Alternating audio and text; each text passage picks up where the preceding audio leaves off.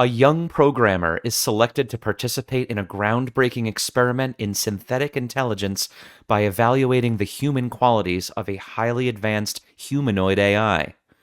Today, we'll try to find the meaning of many different machinations at work. This is Alex Garland's quietly powerful and fiercely intelligent 2014 sci-fi drama thriller, Ex Machina. And now, our feature contemplation. Speaking Cinema with Andrew Schwartz.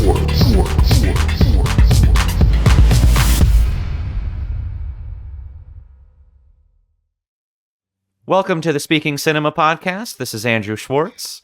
Right off the bat, I just want to tell everyone we are on YouTube on video now, so please go to Speaking Cinema Podcast on YouTube and subscribe to our channel and comment and share and all that good stuff.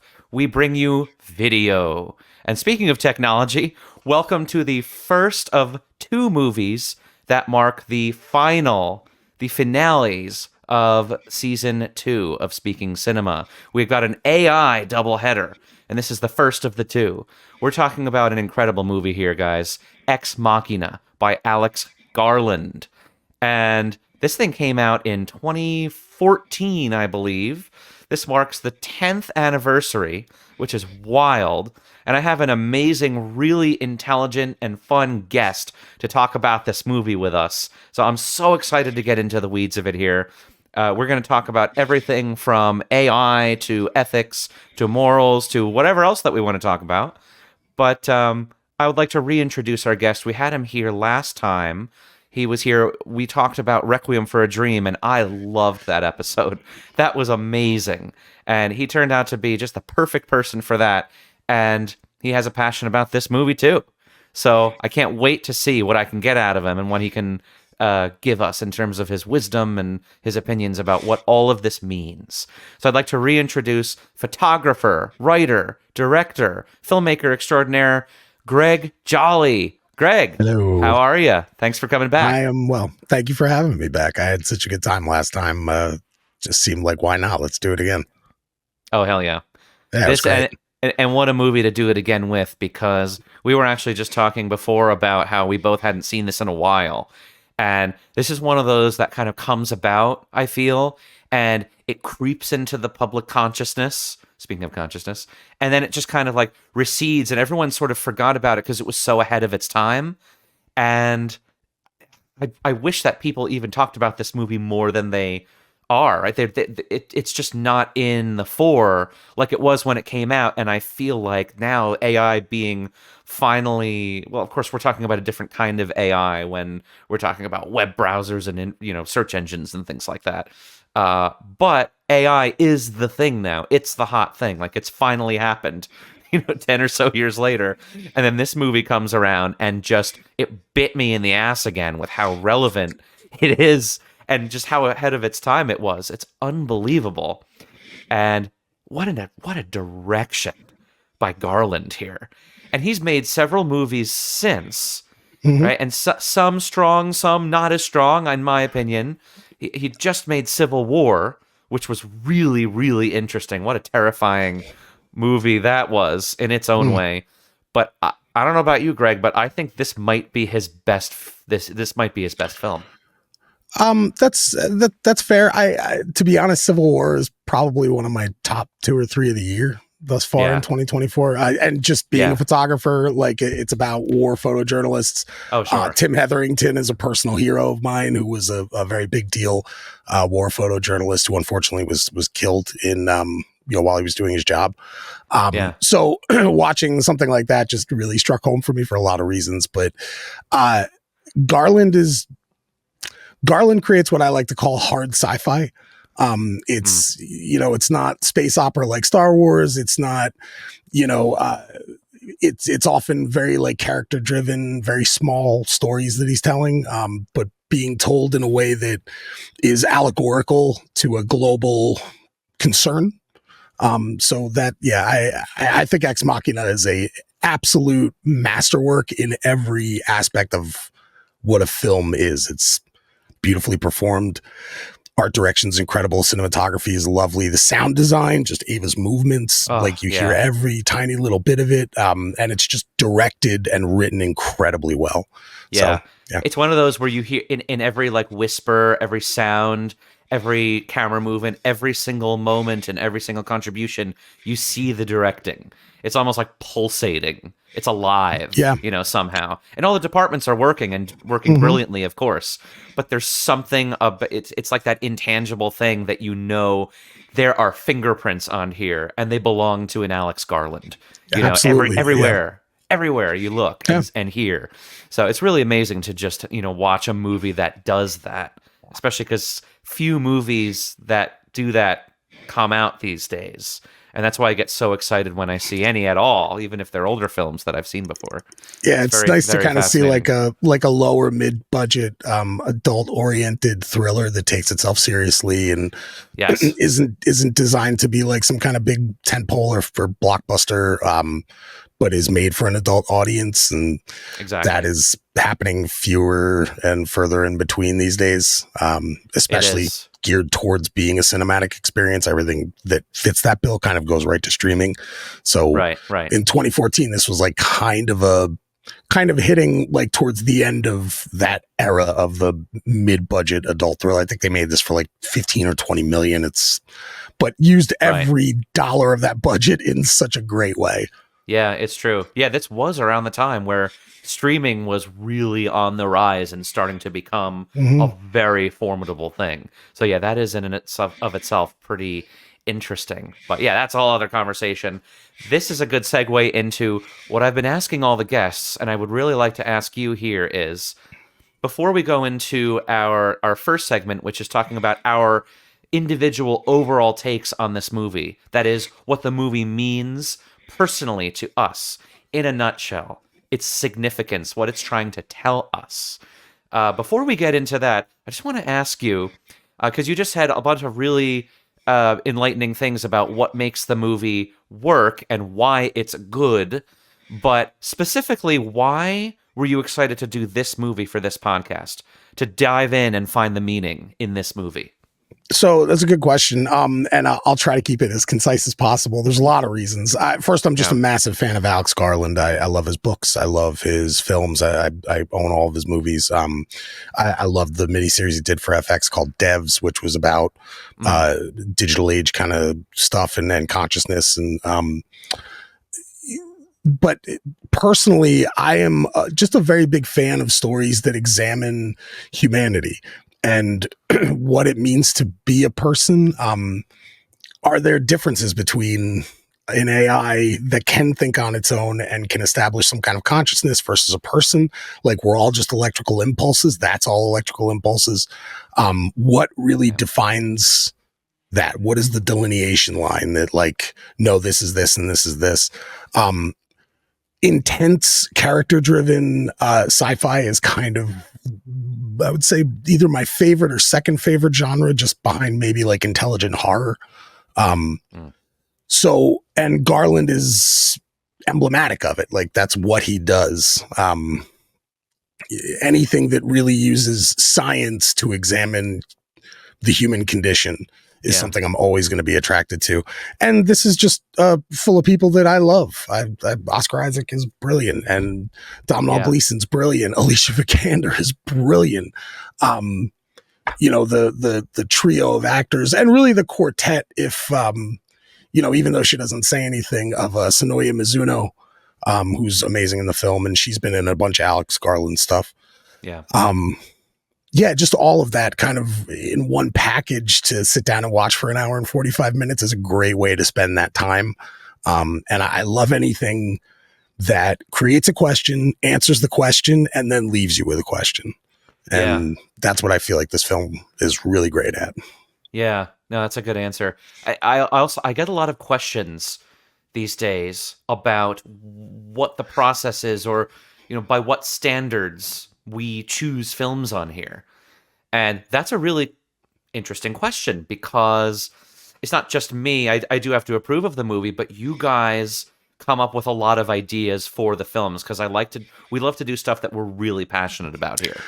One of the And things that yeah, I love about your podcast is that there are so many different film essayists on YouTube and different podcasts you can listen to that are talking about what hit cinemas today.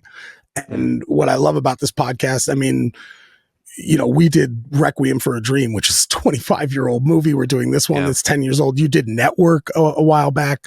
Mhm. That was one that I just personally love that film so much, and I really enjoyed that podcast. That's a 50-year-old movie. I mean, I really love that your show is about the examination of cinema and not just like what's the new movie, the hot new thing that's happening today, you know? Right. Yeah. No, thank you for that. I mean, the hot new thing today could be an older movie. To me, the hot thing of all time is cinema. Cinema is the hottest thing, Sure. intellectually, and artistically. So, but yeah, but the thing that crosses all generations and all time periods and all cultures, I think, is just the fact that a movie is special. There's something that I can't put it any other way than that. There are all these little things that, a movie needs to check certain boxes in order to, we could talk about this, we could talk about that. But this is one of those movies that makes it on here because there is there's a lightning in a bottle aspect, like we've said before about other movies, including Network actually, about this, where it's not even just all of the filmmaking. It's just the fact that it existed at this time, ahead of its time, got a little lost in the shuffle. Now here it is again. We're dusting it off and we're like, my goodness, is this relevant? Like, that is very exciting and interesting to me that we can go back and say, okay, just how prophetic was this and why? Like, what was it saying at the time? What does it say now to watch it now? So watching even all these older movies now in retrospect and having that hindsight is really always just a fun trip, especially when the movie's There's great. there's something to say about the cyclical nature of humanity too, that like something like Network, which is 50 years old, has a total application today. Yeah. It sometimes I don't know if the filmmaker is prescient or we just are who we are, and Right. certain thematic elements are just always going to be relevant because we are what we are. And examination of the human condition. I mean, you could look at like works by Aristotle or Plato or Socrates, and that's relevant today. You know what I mean? Like maybe part of it is just we are the animal we are, and part of it is every once in a while an artist comes along who is just so wildly prescient and wildly ahead of their time and can just kind of see through, to quote Caleb, the other side of the looking glass, to see the Yeah. reverse kind of aspect back onto us and know like where we're going. And yeah. Yeah. I really think that this movie is timeless in a sense. So with that, let's go into our overall takes. We're already talking introspectively and largely about humanity and so on. Let's get right into it. So I'm going to give you guys my take on this movie, and then Greg's going to give you his. And just to remind you, the way we do things on here, we have not heard each other's takes or read them or anything before recording this. So this is always a really exciting thing for me and for us. We can challenge each other on our takes throughout the episode. We can support each other. We can ask some more, detailed questions about it. But we're always prepared to go to the trenches for our takes in here, and maybe even sometimes change our minds. Who knows? It's Speaking Cinema. You never know what's going to happen until you watch the whole episode and then click subscribe. So let's take a look at my take here. So Ex Machina, to me, Greg, is a study of not just artificial intelligence itself. It's specifically a study of the relations and relationships between humans and their machines, between humans and themselves, and between humans and other humans. This movie is a mosaic of interactions and analyses, which ultimately tells us almost everything about humans, good and bad. Right? So it's not just the study of the actual machinery and how the bells and whistles are clicking and spinning. It is a study of humanity more than anything else. But it tells us about us, but by way of machine, by way of technology that we create. So that's what I really think that this movie is getting to. What do you think of that? And then what do you think this movie is on your end? Yeah, I mean, I agree with that take. I think Garland is clearly trying to examine the intersection of technology and humanity, and I think he does that in a lot of his work. Um, Even going all the way back to 28 Days Later, which he wrote and Danny Boyle directed, is, that's the result of people trying to make technological advances in medicine. Sure. I think it's something he's always been fascinated with, and the intersection of people with each other. I completely agree with. I mean, you're. This is one of those great, like, kind of, excuse me, almost theatrical kind of films where you're kind of in one location all the time and you're just letting these characters kind of bounce off of each other, which I always really enjoy watching. Um, Yeah. I think it's also an examination of the ego. I think, you're seeing two sides of an ego in Caleb and Nathan. Um, and what I find interesting about it is that you're almost watching like who Nathan was through Caleb at one time, the type of person that he probably used to be. Hmm. And I just think that that's really interesting, that this idea of like Nathan is almost kind of invited his past self into his home so that he can impress him. And that I think is just this crazy idea of like how, lonely genius is. And I think it's part of that too, that being brilliant can be very lonely, especially when you're as arrogant as he is. And then I think it also goes into the idea of determinism, free will, what belongs to you, what doesn't, what kind of agency you have and what you don't. Just because you're a machine, does that mean your desires, wants, needs are any less important than a human being's? What is a human Yeah. being? Man, there's just so much to take from this. And I think you can read it as a cautionary tale, but something I think about Garland is that there's a respect for technology that he has. Like, it's something that fascinates him. And I know when he was a kid, or not a kid, but like younger, he did a bit of coding, and he kind of learned some of this stuff, and I think that's why he's so interested in it. But I think he just has this fascination with the intersection of people and machines, And maybe there's a bit of him and in Caleb. absolutely, and in Nathan, and probably in Ava. Yeah. This film feels very personal. It's his first that he's directed, so that he's written a bunch of movies. And so I think when Yeah. you're a writer and then you decide to make that leap into directing, I think that first project you choose to do that for is usually something pretty personal. Right. It means something special to you. In some aspects, just speaking as an artist, it's like your firstborn child. You know what I mean? Like, you're going to love Yeah. all your children, but that first one was a big deal. I think this movie meant a lot to him, and you can see it. I mean, Yeah. it's just made with such care and gentleness and empathy. And I think that's a big part of this film too, is empathy. And what should that extend to? Who deserves it?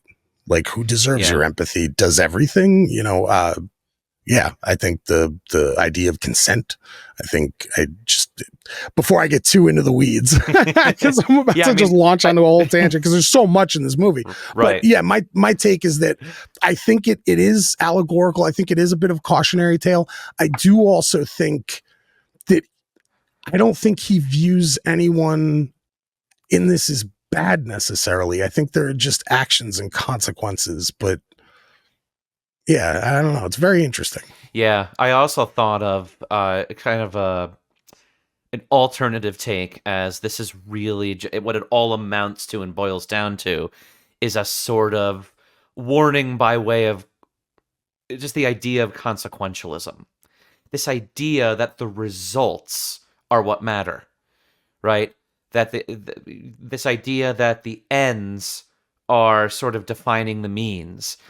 And I think he does a great job of being quite neutral on that actual question, but it's a great experiment to take into the laboratory of filmmaking and running it so that we can all see all these things play Mm-hmm. out and say, hey, this is a scenario, it's very likely, it's very relevant to the time, or it will be. I can see it, I can smell it, right? It's in the air.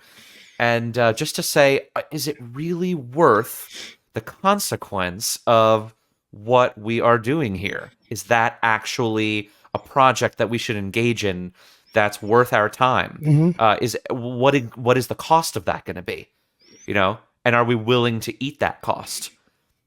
Are you willing to Sure. give your life for it? You know, in the Yeah. case of Nathan. So we're going to get to that. But before we do get to that, I like to do this as a segue into that kind of stuff. First, we'll do a quick title take, which is our ideas about the title of this film. We got a juicy one over here.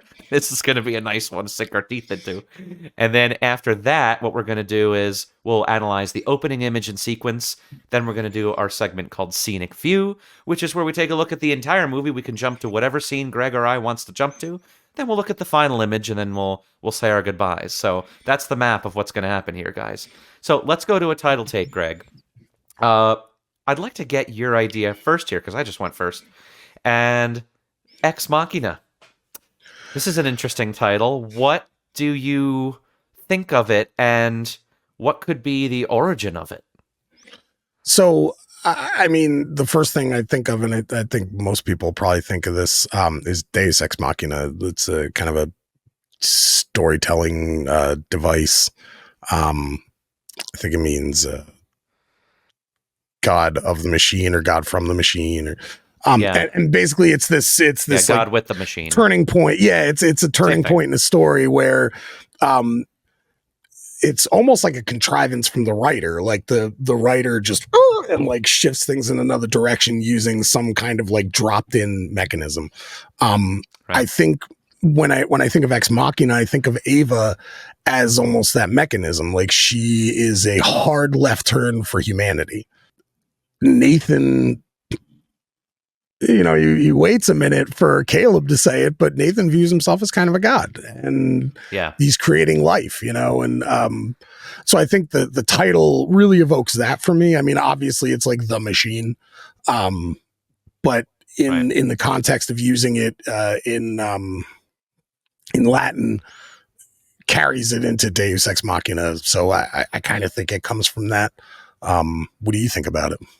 Yeah, I mean the actual origin of it is, I believe, used in Greek mythology, and in the Latin translation, like you said, is God with the machine. And I even read into it, and people speculate that the actual origin was of the translation of the phrase itself was back in ancient Greek times with those early theater, early plays that were performed for people. They would literally represent gods like Athena, Zeus, whoever it was, and have them craned in, or you know, with a pulley system or a crane. Intervene in the story, right? To intervene in the story and to make things happen. So that's literally where God with the machine comes from. They use some sort of a machine to hoist the god into the play, which is really kind of cool.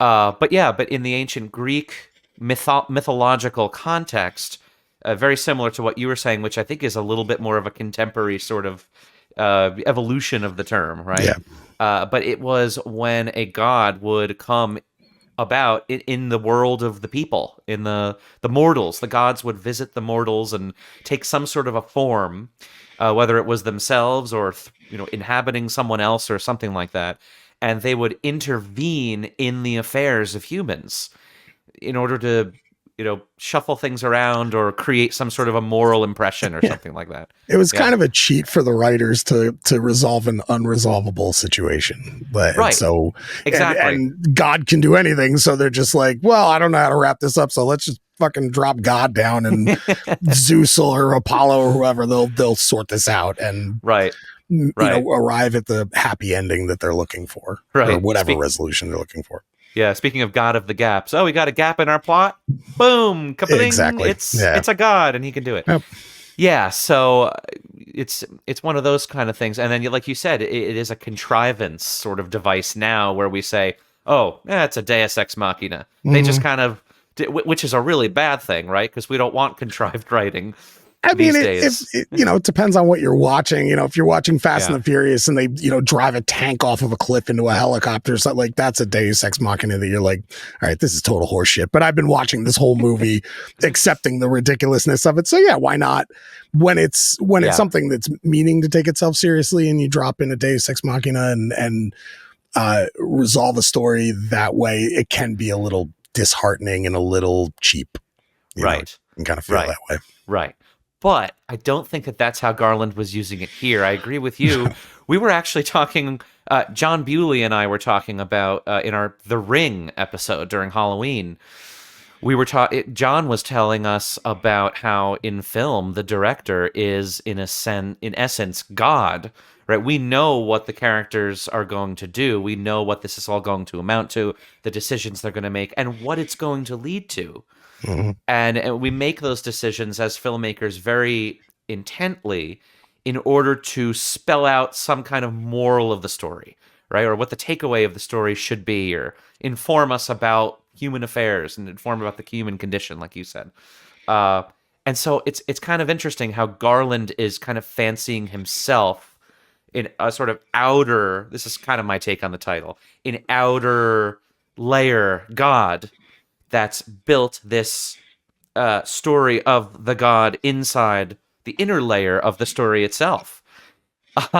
So I think that he could be referring to maybe in a more, I guess, deeper analytical sense, these sort of spheres of creation and spheres of godliness, of overwatching and creating, and it just expands outward, right? Who created Ava? It was Nathan. Who created Nathan? One sphere outward, Garland. Who created Garland? Was it a god or Garland's parents? Who created them? So we have these kind of this Russian doll sort of fascination, I think, that Garland has with just the structure of existence and how people and consciousnesses are created. And I think that that's very, very interesting. And then also, like you said, I love that idea of the hard left that humanity is taking. A little bit more of a direct literal reading. Ex Machina, the moment that this person, if you can call it that, the moment that this machine is born, is created, that marks something new. That marks a new chapter in human existence. Like Caleb says, that's something that's a project for the gods, or whatever he says. To me, that feels like the first dinosaur that looked up and saw the comet coming and was like, oh shit. Like that's, the creation of whatever Ava's predecessor was that got to Ava. And you see it throughout the course of the film that like these AIs do develop kind of a sense of like desire for freedom. That to me is a living trait. And I think the minute that first one was like, the minute the first one of those predecessors was like, I want to leave this room and you're not letting me and it's making me crazy, like that was in this world the death knell of humanity, and the idea of something is going to come after us that will be a more evolved species. And they have direct conversations about this in the movie, which I think we'll take a look into really soon. But let's stampede right now into the first image and the first sequence. So I'm going to summarize it real quick in a fireside kind of way, like Greg said last time. I love that. Let's do a fireside chat with our first image. So first image of Ex Machina. First we hear two notes of this kind of synthy pad from the score, and it sustains very evenly over black. And then the main title, Ex Machina, appears in white letters. Then after that title fades out, the first image appears, and that is, it's a clear glass wall and doors. And behind that is a room with offices and desks and tables and a workspace, basically. And people are walking around and working, going about their day. In the reflection of the glass in this shot, we see more people walking across the frame from side to side, hustle and bustle. There is a woman in the foreground on the left side of the frame who is inside that workroom, and she's kind of staring intently at her computer that we don't see. It's off screen. Next, another establishing shot of the sleek and modern workplace. And the lighting of the walls and ceilings are these opposing colors. They're pink and light blue. And the light fixtures are really strange and very modern. There's a common area with chairs, and the chairs are funky. They're kind of like gamer chairs. That's what I thought of. And a man sits in one of those chairs on his phone, just kind of fiddling. Then we see a third establishing shot of this workplace interior, and there's kind of aquarium lit up in light blue with fish swimming around in the background, and another room lit pink next to that. And a different young man is sitting on his phone fiddling. More people are walking and hustling and bustling as well in the background in this shot. So then we cut to a shot inside the office area where people are working, where we meet our protagonist, Caleb, played by Domhnall Gleeson. He's sitting at his desk with earbuds in, and we dolly slowly toward him, and the bustle of the workers continues behind him. And there there continue to be these non-diegetic sounds only. There's no sounds from the office. It's just these sort of drones and pads from the score. I found that interesting. Then we cut to a close-up of Caleb's computer coding screen and a pop-up message that reads, VIP email received. Subject, staff lottery. Then a medium close-up of Caleb with a very wide lens. He's intrigued. Then an extreme close-up on the screen as he opens the email of the words first prize blinking. And then the score becomes more rhythmic with these kind of electronic pulses behind the pads and effects. Caleb gasps. Then he picks up his phone. We see a POV shot of the phone camera sensor viewing Caleb reacting it. It kind of scans his face with trackers and all these different colors and things, and it scans the rest of the room, and it's just interpreting something. Then a profile shot shows Caleb smiling and texting. He texts a friend saying, I won. The friend says, WTF, seriously? Then a close-up of Caleb's webcam sitting on top of his computer monitor. Then POV of that webcam, also scanning and tracking Caleb's face and when Caleb is reacting to this. Another friend texts Caleb and says, Buena historia, bro, meaning great story, bro, along with other texts flooding in congratulating him.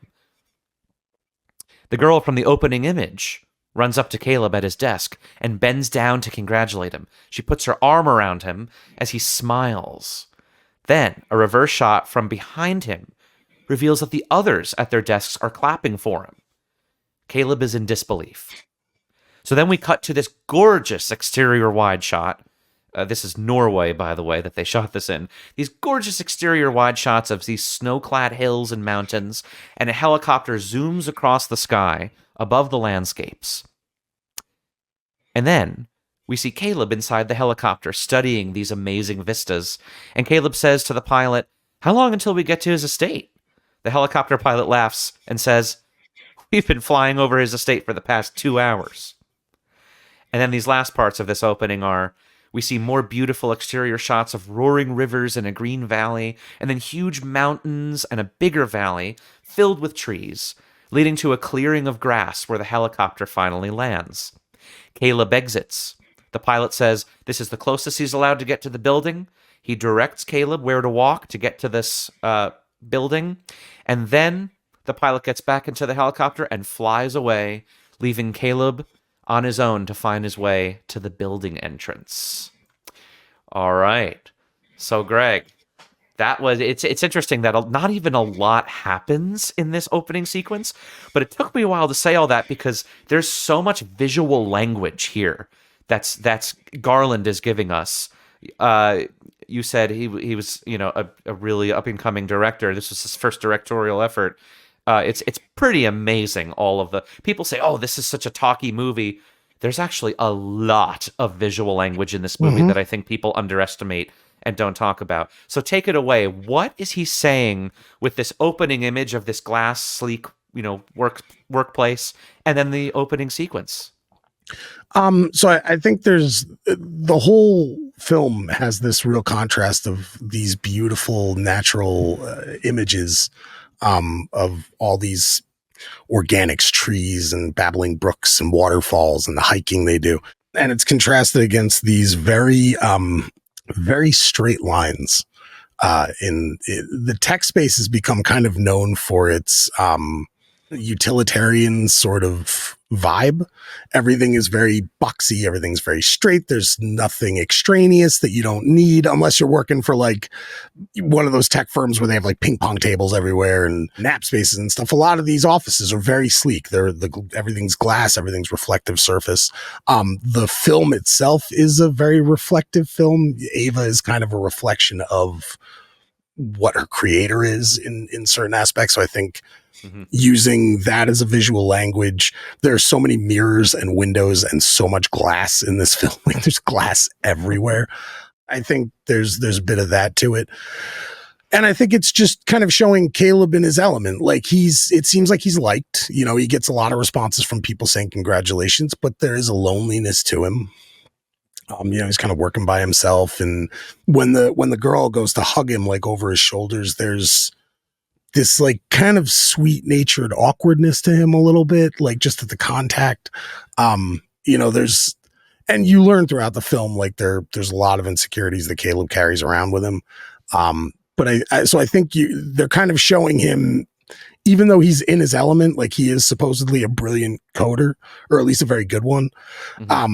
There's still this like level of just discomfort in his own skin and the kind of sanitized workplace that these people have. And then cut that to, these beautiful vistas of, what do we say it was Norway? Norway. Yeah. Yeah. Like just like snow-capped mountains and this gorgeous forest. And I think there's something kind of interesting too about the bit with the helicopter pilot where he asks him like, when are we hitting his estate? And we've been on his estate for hours already. In Nathan's godlike approach to himself and to his creations, there's this sense of like his feeling of ownership that like, not only does he hold some kind of ownership over Ava and his tech, but he's literally owning nature. He's, you know what I mean? He's bought up this parcel of land that is so big that it literally takes a helicopter hours to get from where his property borderline is to where his facility is. He's bought up so much natural space to just fill it with like, power stations and fiber optic cable. There's something very intimidating right off the bat to Caleb, I think, in that statement that like we've been flying over it for 2 hours. Like it's very, Mufasa, like all of this that the light touches, you know what I mean? There's something very, you're almost getting a bravado sense of Nathan before you ever actually see him. Right. You're getting this sense of like scope and magnitude, and this guy is like bigger than, it's bigger than Jesus, like he's larger than life person. And I think a lot of that is telegraphed very early on. I think you may not realize it's been telegraphed to you until you're further into the movie and you think back on it and go like, oh shit, like a lot of this makes sense. One thing I know about Garland, after seeing all of his films and his series and reading his books, especially with his filmmaking, there is not like one wasted second or frame that this guy puts into a movie. There's nothing there that feels like it's not meant to be there. I think a lot of times as film essayists or critics or people who just love movies like you and me, there's this tendency to kind of like apply a characteristic to a director or an actor or a performance that maybe us just looking too deeply into it and really like it was a much more surface level decision. Garland's not that guy. Everything about this dude is like meticulously chosen, and so there is a very clear reason to him, at least, why every single thing in that opening 5 minutes happens that will telegraph itself later throughout the course of the movie. Yeah, that's a really interesting and good analysis. I think this opening image was really, and like you were saying about just in hindsight, watching the movie again, a rewatch or just thinking back on the movie, I didn't really realize this until maybe the first couple times that I saw the movie. To be fair, there were big intervals of time between when I saw this movie. for the first couple times, but in these last couple rewatches for this, I realized this opening image is kind of brilliant because it's this glass room that you can see through, and you have all of these people kind of trapped in there doing the glass wall takes up the entire frame, right? And we see this female person, this female figure focused in and doing her job, and all of these other people kind of, going back and forth behind her. And I'm just thinking to myself, what a perfect, preceding image to what we see of Ava. This is basically the human sort of avatar, metaphorical image of Ava doing her thing, not quite knowing the extent of how much she's a prisoner, and then all of the other sorts of people behind her, which you can kind of imagine to be like her predecessors, that are all did their jobs, all served their functions so that she could be there doing her thing in the foreground of the shot. That is amazing to me. I mean, we talk about like what's cinema and what isn't. This is the kind of thing that has the language that is so profound as to be not able to be called anything other than cinema. It's a language, it's an understanding, it's a visual canvas, it's so many things.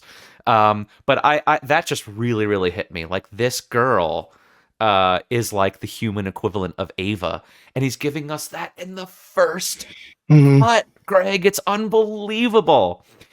So when I saw that, I melted in my chair. And I already knew that we were going to do this for the podcast. But after that first image, and I really understood that this is perhaps what Garland was giving us in the, at the get-go, I sank in my chair and I was like, whoa, this is gonna be fun to watch again. There's a bit of a human zoo kind of feeling to it. And maybe this is like what you were talking about before with the spheres outside of things. Like, maybe we are, Caleb and this girl in the beginning and the workers, maybe they are the Avas to us. Like, we're the Calebs sitting watching them through the glass of our screen. Yeah. And then, the film starts kind of compacting further and further in until you get to the obvious, like, Caleb, Nathan, and Ava story. But right. Maybe there is kind of like I don't want to call it a fourth wall break, but like a fourth wall wink of like us watching them.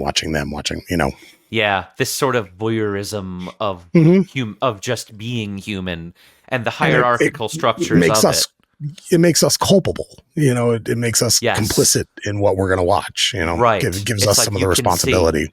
Right, and which is exactly what happens to Caleb later, right? Because he's able to see through the glass, understand, and then make an ethical decision of what he needs to do in order to show that he has some sort of a moral purchase on what he sees on the other side of the glass. Saving the animal from the cage in the zoo. That is communicated to me here.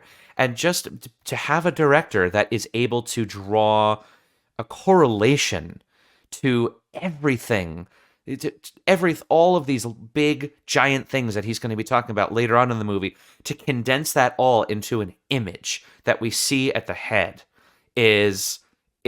it's masterful. It's amazing. So that really blew me the hell away on this rewatch.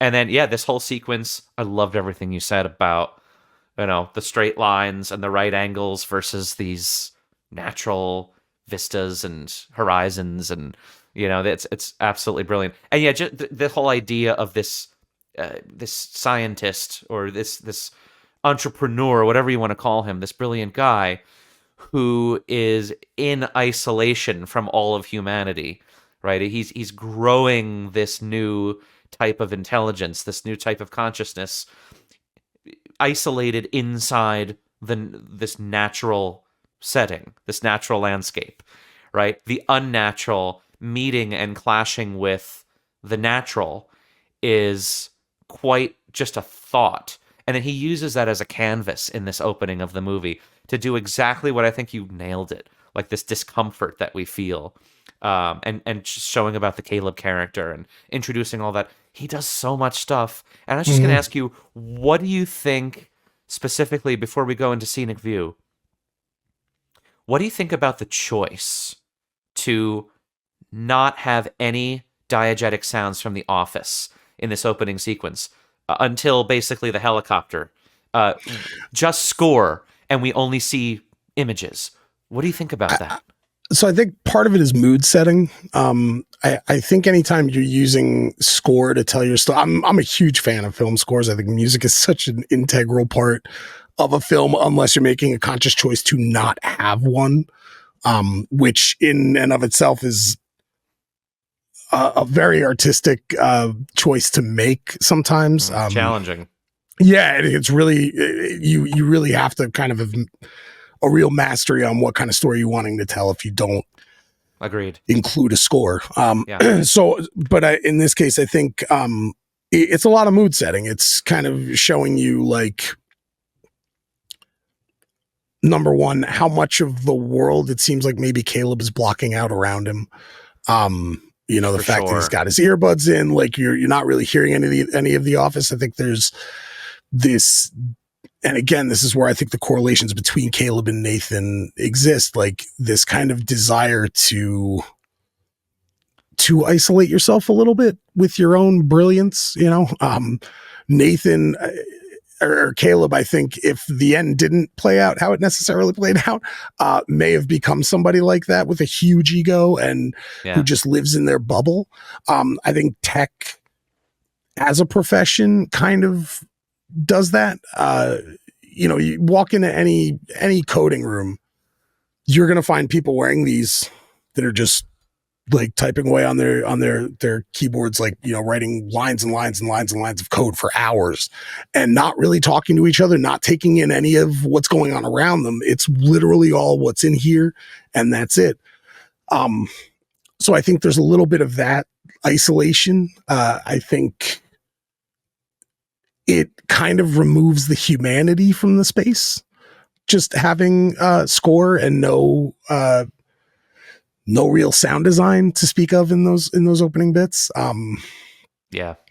I think it kind of offices are loud places. Like if any of you listeners have ever worked in one, like there's a lot going on. There's phones ringing, there's copiers going off, there's people chit-chatting, the sound of the glugging noise from the water cooler. Like there's a lot of noise that happens in an office, and it can be a very human place when you have those touches, those sensory touches. And I think Garland kind of takes that away right away, that like kind of separating humanity and tech. And I don't know if that's what his intent was. That's just what it feels like for me to watch it. It certainly does. No, that's really interesting, because when you were saying, oh, it sucks the humanity out of the space, I think that's dead on, because that gives me yet another sort of one-to-one allusion to Ava's existence. I mean, she's trapped in this place without pretty much any sound, as far as I can tell, unless there's some sort of like a babbling brook sound to imitate the outer, because she's got that one little kind of terrarium thing, but which is also mirrored by the aquarium in the workplace. It's like there's so many frames within frames. It's like a facsimile of the natural world that isn't exactly that. Like, fish tanks are great. I love having an aquarium, but you're lying to yourself if you think the fish is in there like, oh, I'm in an ocean. It's like, no, it slams into a glass wall every 3 feet that it swims. Like, and so there's this, and that, again, another instance of like outside looking in at something and observing it is that aquarium. Like Ava lives in an aquarium. She's in a big person-sized, not even that big, person-sized aquarium, just with like less decor. Like, at least the fish have shiny rocks and things to look at. Like she has this window with a tree outside and, nothing else to really speak of. Like, one place to lay down, one desk, and that's about it. It's essentially a prison cell. But I just want to get across to listeners here how intrigued I am by how much of all of this information we get that's directly corresponds with the story to come, but in this opening sequence. I mean, to me, Greg, this is the difference between like good movies and great movies. Sure. This is every single moment. You said it's clear that this director, Alex Garland, is very meticulous about all these details. Every moment is meant to give you a facsimile type image, a feeling, revealing something about Caleb, revealing something about the overall themes here. I mean, it is quite a thing of architecture of a story that he's constructed here in the opening. Amazing. The last thing I was thinking real quick of this opening sequence was, without the score, it almost seems like we are, like you said earlier, we are looking into that aquarium at these fish, and it's this idea of looking in and the manipulation. It almost feels like, upon a rewatch or thinking retrospectively, Nathan is manipulating the whole thing. This is Nathan's aquarium, and these are his fish.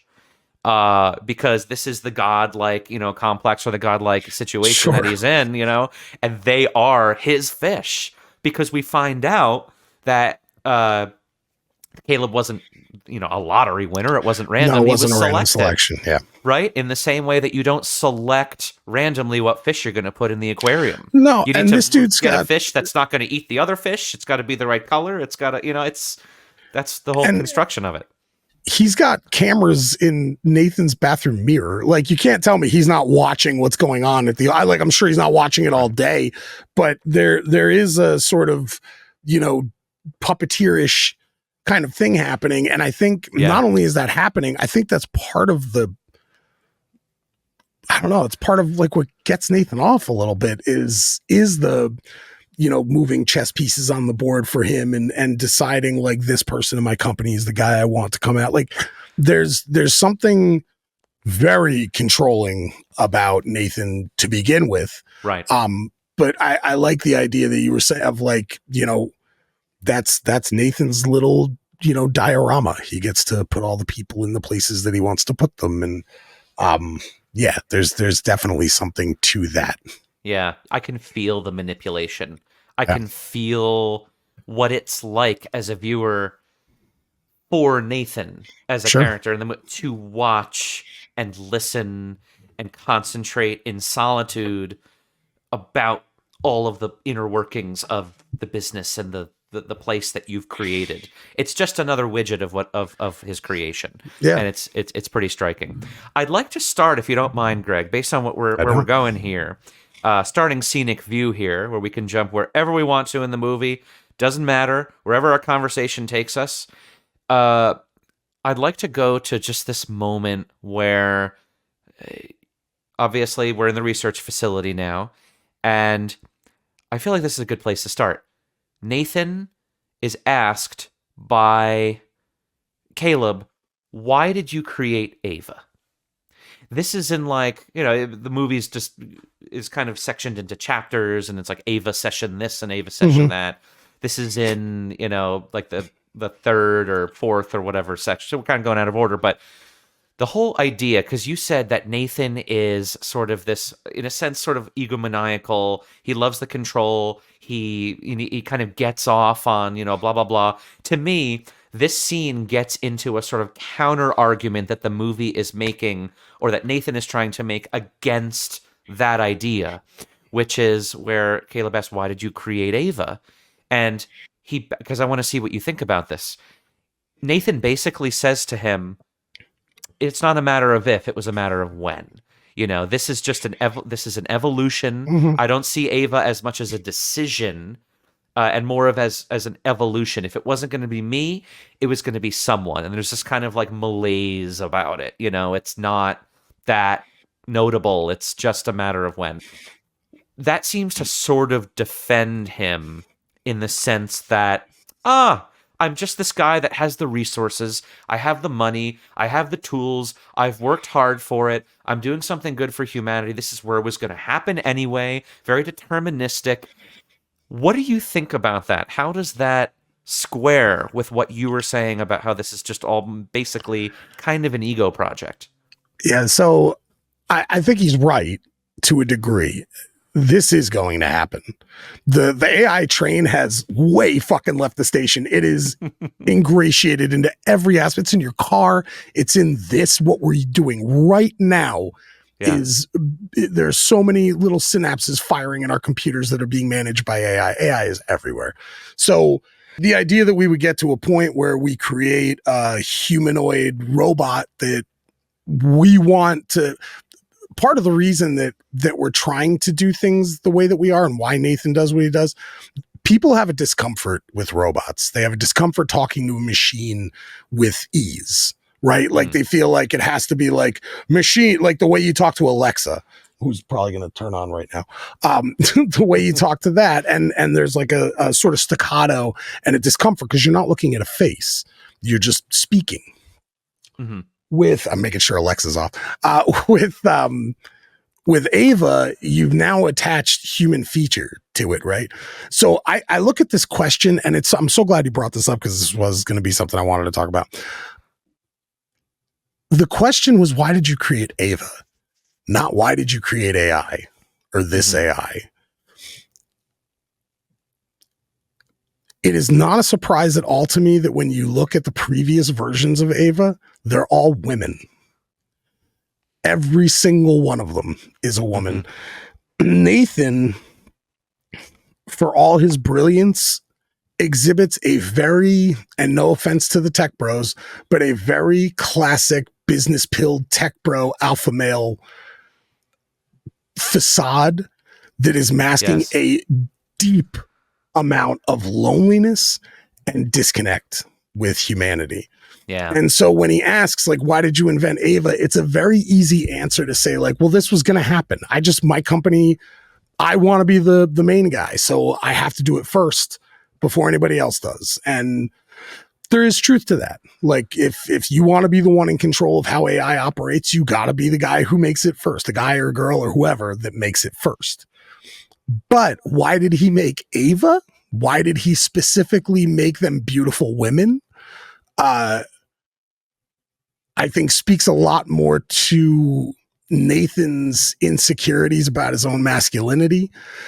The fact that he desires to control these AI humanoid robots that are all created to look like female, humans.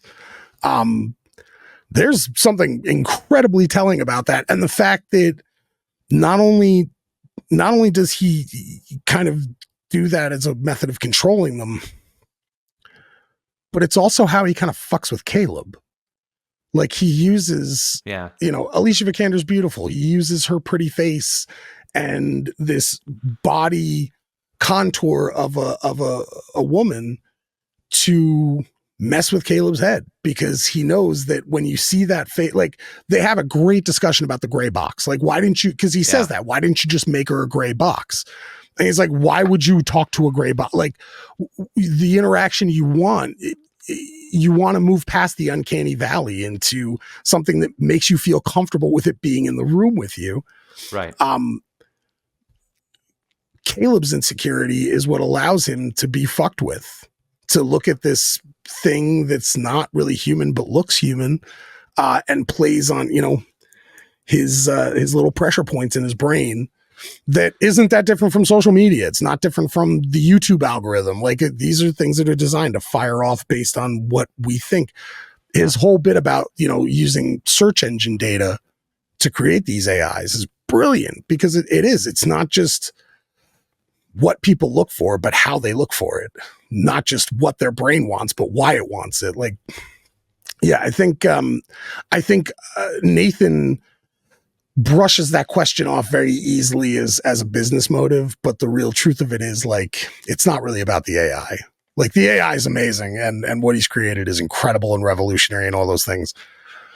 But what he put it in was a small-statured woman who he thought he would be able to control and make do whatever he wanted it to do.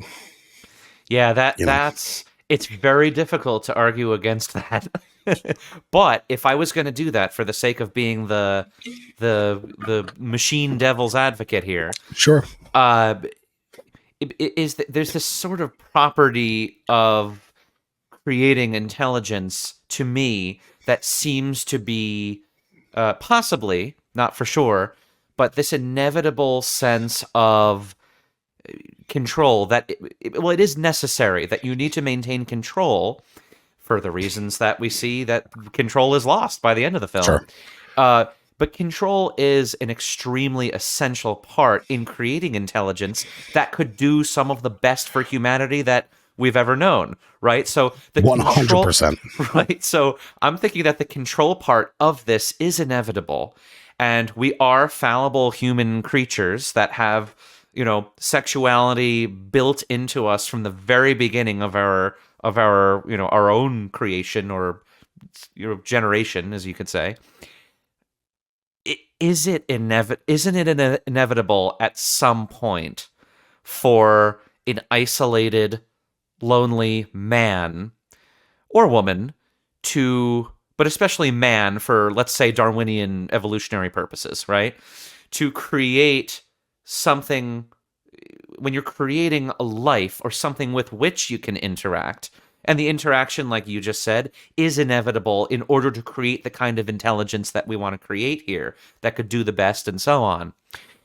Inevitable to create that kind of intelligence with the gender and with the sexually attractive component in order to be able to coexist in a certain kind of way with the human beings around it, to get that kind of interaction that you need in order to consider it to be conscious and the kind of AI that he's creating at all. Like, isn't that inevitable? Would you say that is? And if you say it is, Sure. then maybe we could say it's his reaction to it that maybe is immoral. Sure. So, I mean, sexuality is a built-in mechanism for us to continue to propagate our species, right? Like, that's whenever anyone asks me, like, what's the point to life? I don't really have an answer, but I do know what your drives are. Your drives are to survive and create more of you, right? Keep the species going. So, like, fucking feels good so that we do it, so that we make, more people. Right.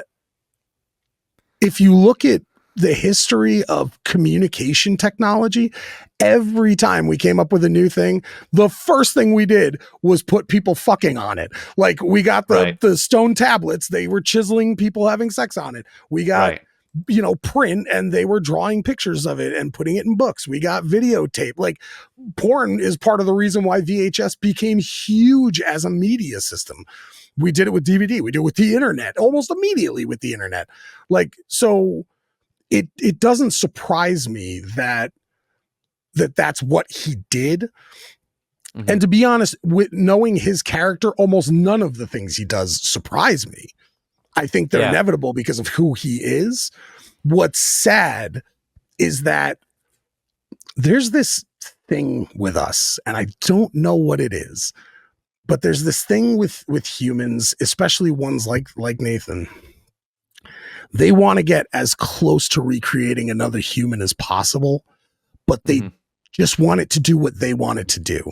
And so, like, he could have very easily created a predictive AI that could serve your every need, that could, go to the store and get your, your groceries and run your house and clean your bedroom and, write your emails for you and do your coding or whatever it is. We almost have that now. What he tried to do and successfully did is basically recreate humans. Like, he used what he called wetware. So it was like this gel brain, he was like, I couldn't do it with just like microchips. And so I needed something that could rearrange itself much the way that our brain creates new neural pathways. Yeah. He wanted something to be able to do that. So he basically just wanted to create a person, but one that would be subservient to him. And for a guy like Nathan, who thinks, like I said, I believe is masking deep insecurity, but outwardly thinks very much of himself, that he's like this, like, jockey, like he's trying to be like all of the things that men think they're supposed to be. He's intelligent. He's a brilliant tech guy. He's in good shape.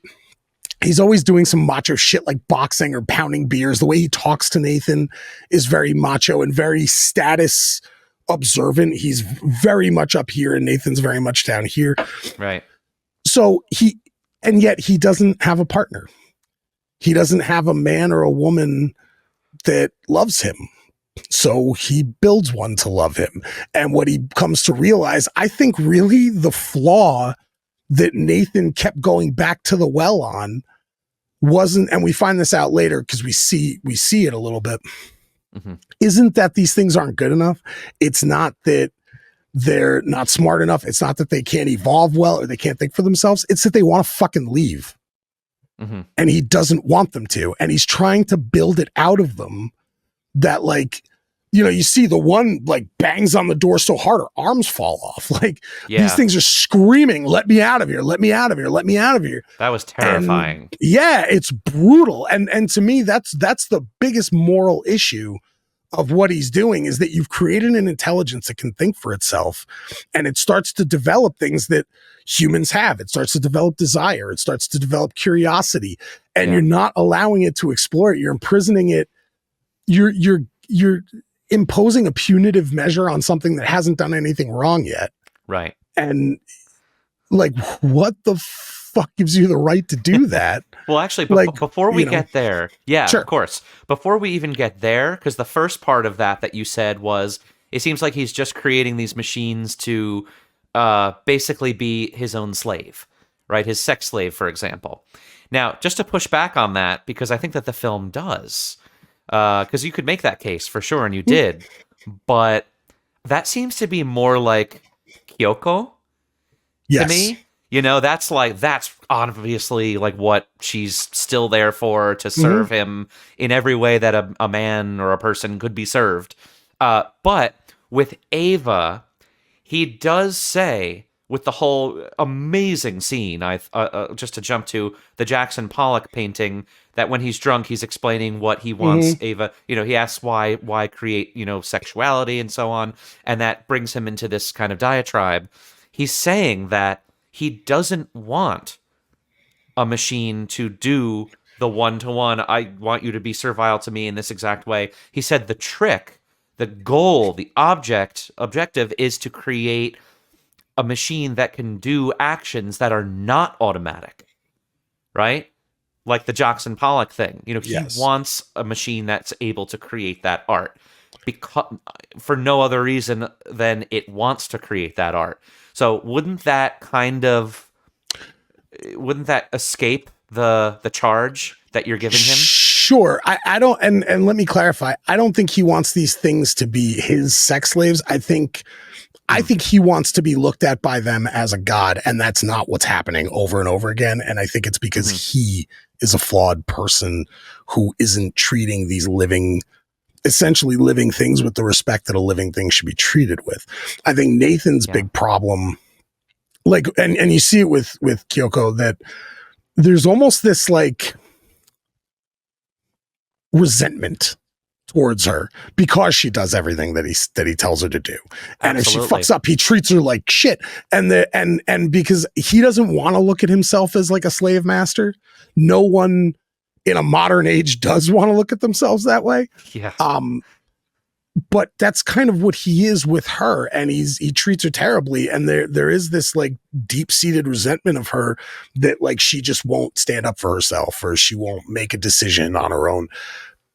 I think he does want something that makes a decision on its own, or that chooses something. He just wants to be the thing it chooses, and it keeps not choosing him.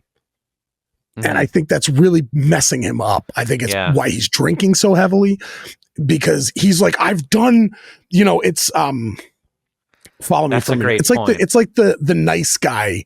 I'm going to correlate it to the idea of the nice guy who's got the girl that he's friend zoned with, and he does all the nice things for her, and he's there when the shitty boyfriend dumps her, and then she dates another shitty guy, and he's like, why isn't she liking me? And it's like, you want to control this person. You want to control this woman, but your method of control is to do all the right things so that she chooses you. And I think that Nathan has a bit of that built into him. He's the nice God. He's like, I gave you life. I taught you everything. I made you. Why aren't you loving me?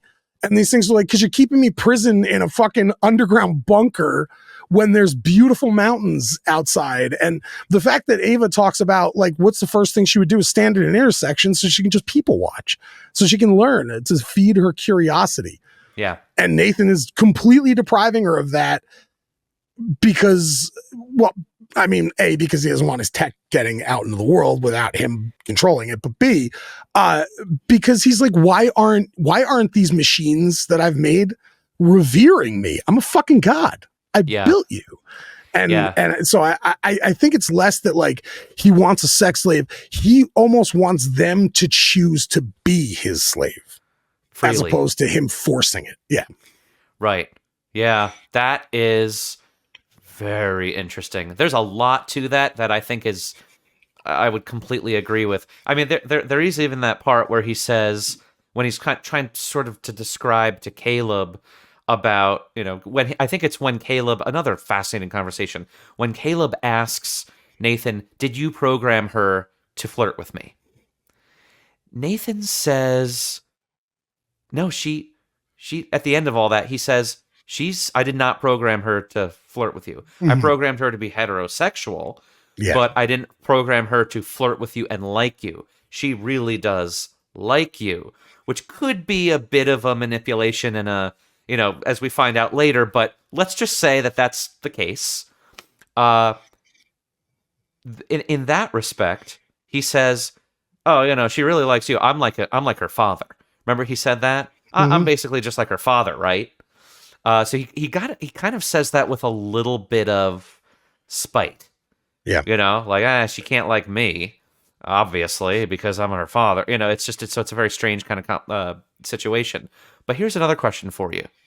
Is Nathan jealous of that aspect of Caleb?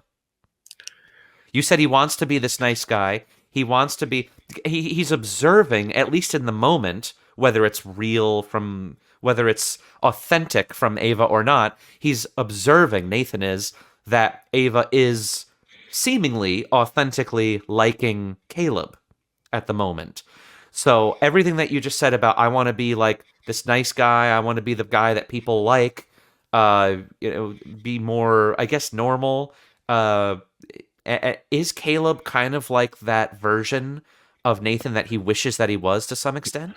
No, and let me clarify that too. I don't necessarily think Nathan wants to be seen as the nice guy. I was really just using that as a correlation of like, Nathan thinks he's doing everything a god should do, so why aren't they worshiping me?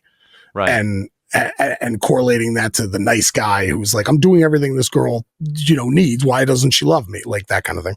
Right. But as far as being jealous of Caleb, I think the only thing Nathan might be jealous of with Caleb is Caleb's awe.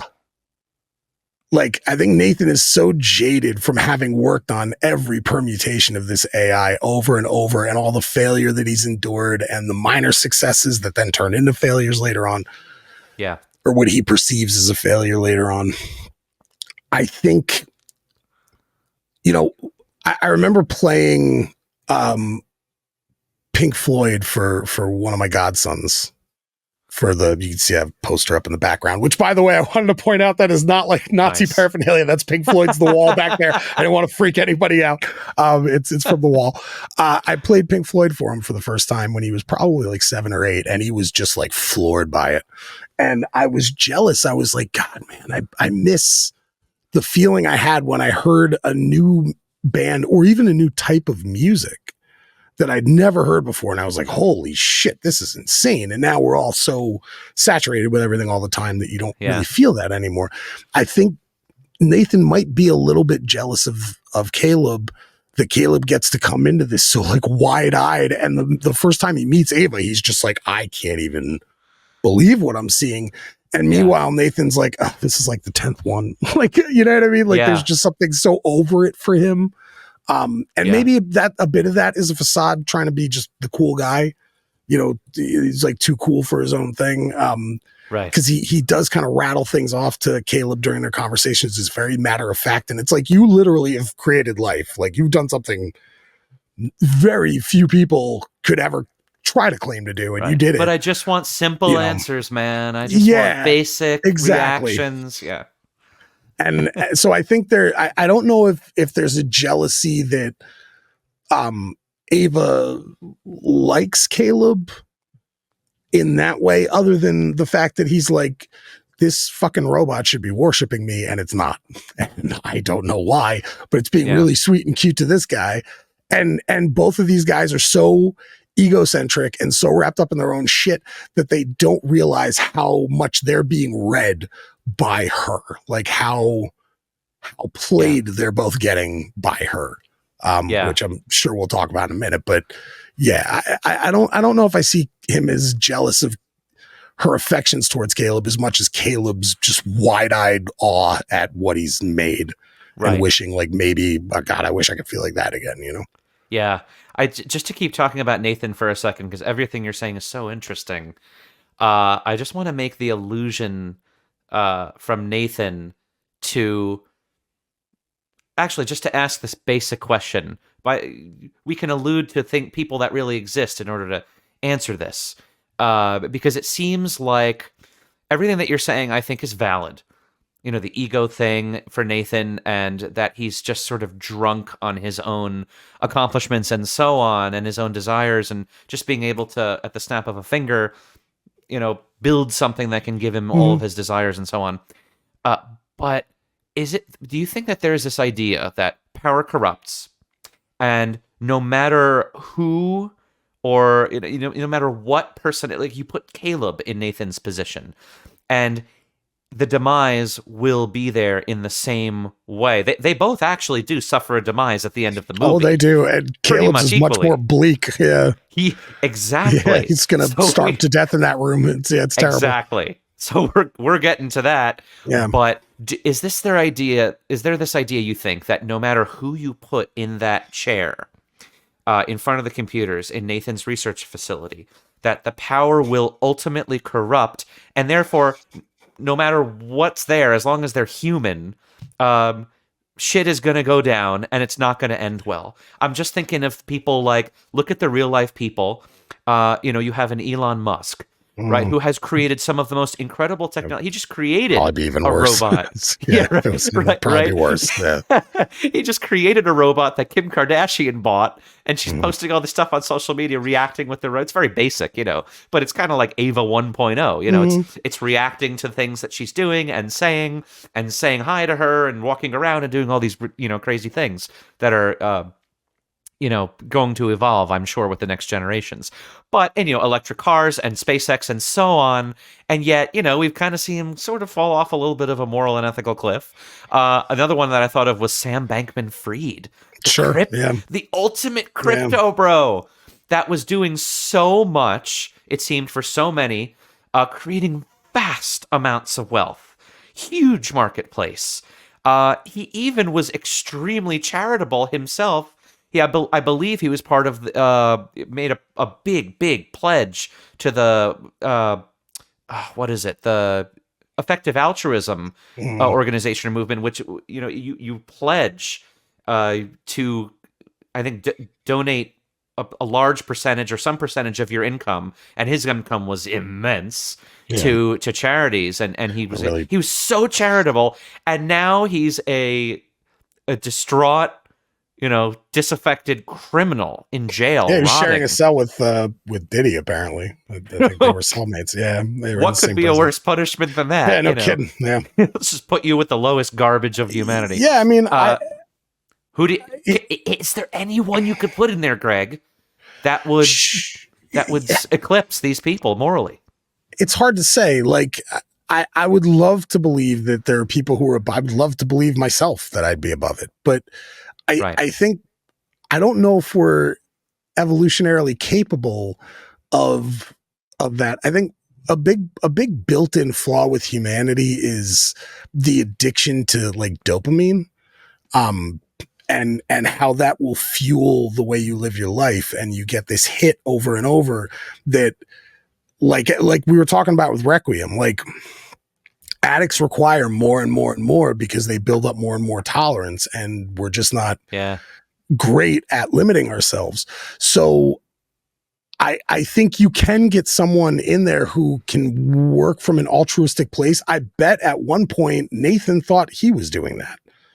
That he thought he was like, I'm making humanity better. You know, there was this great show called Silicon Valley on HBO a few years back. And I remember in like one of the first or second episodes of the show, they talked about how annoying it was to hear tech guys say like, we're changing the world when they just created a new way to make a spreadsheet or something, you know, and there is this thing in tech about tech very specifically about like, we're changing the world. And I think in order to get to a point where you're so where the idea of creating a life out of parts and data is within your reach, there has to be a part of you that's fucked up. Like I don't know, and I don't want to besmirch people who are in that world because I respect what they do, but there are certain things I think in life, like you have to be a little bit of a sociopath to run for president. I think you have to be a little crazy. Like you have to be kind of a sociopath to want that job.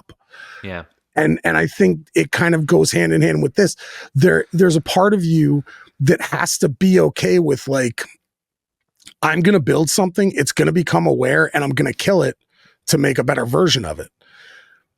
Like, you've extinguished a consciousness. I don't know. Like I can't squash a spider. Like I get freaked out stepping on a bug. You know what I mean? Like I don't kill things in my house. Like unless it's a wasp because they're assholes and they serve no purpose but to hurt you.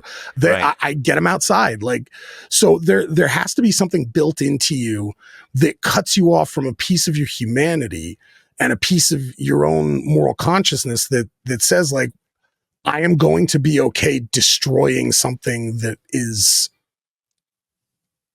by consciousness standards, alive.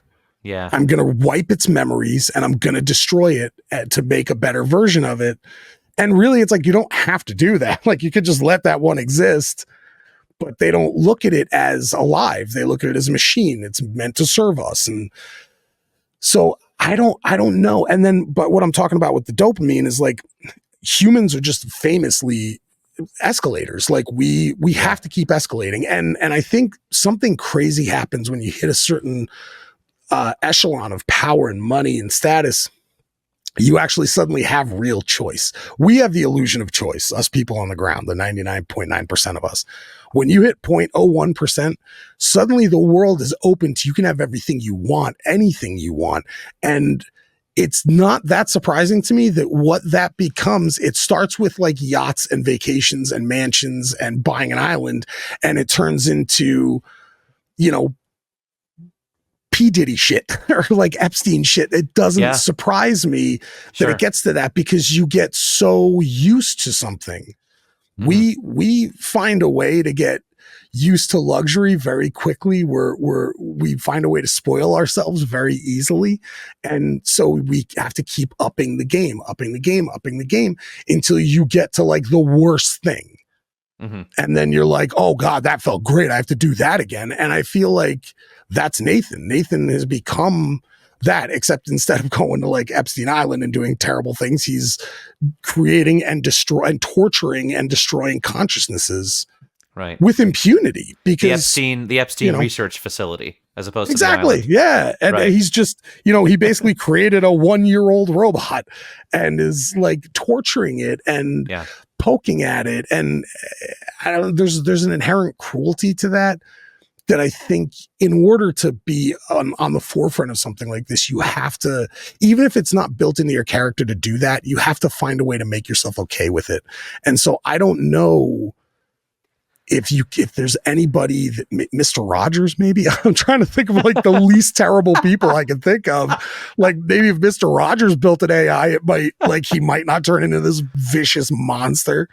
But I don't know. Won't you be my AI? Yeah, like he could do it, but outside of him, I mean, I don't know, Ed Begley Jr. Like, there's a couple of people who I can think of that just seem like really just genuinely good-hearted people, but right. Even them, I think, it's like I have a friend who works for the FDA.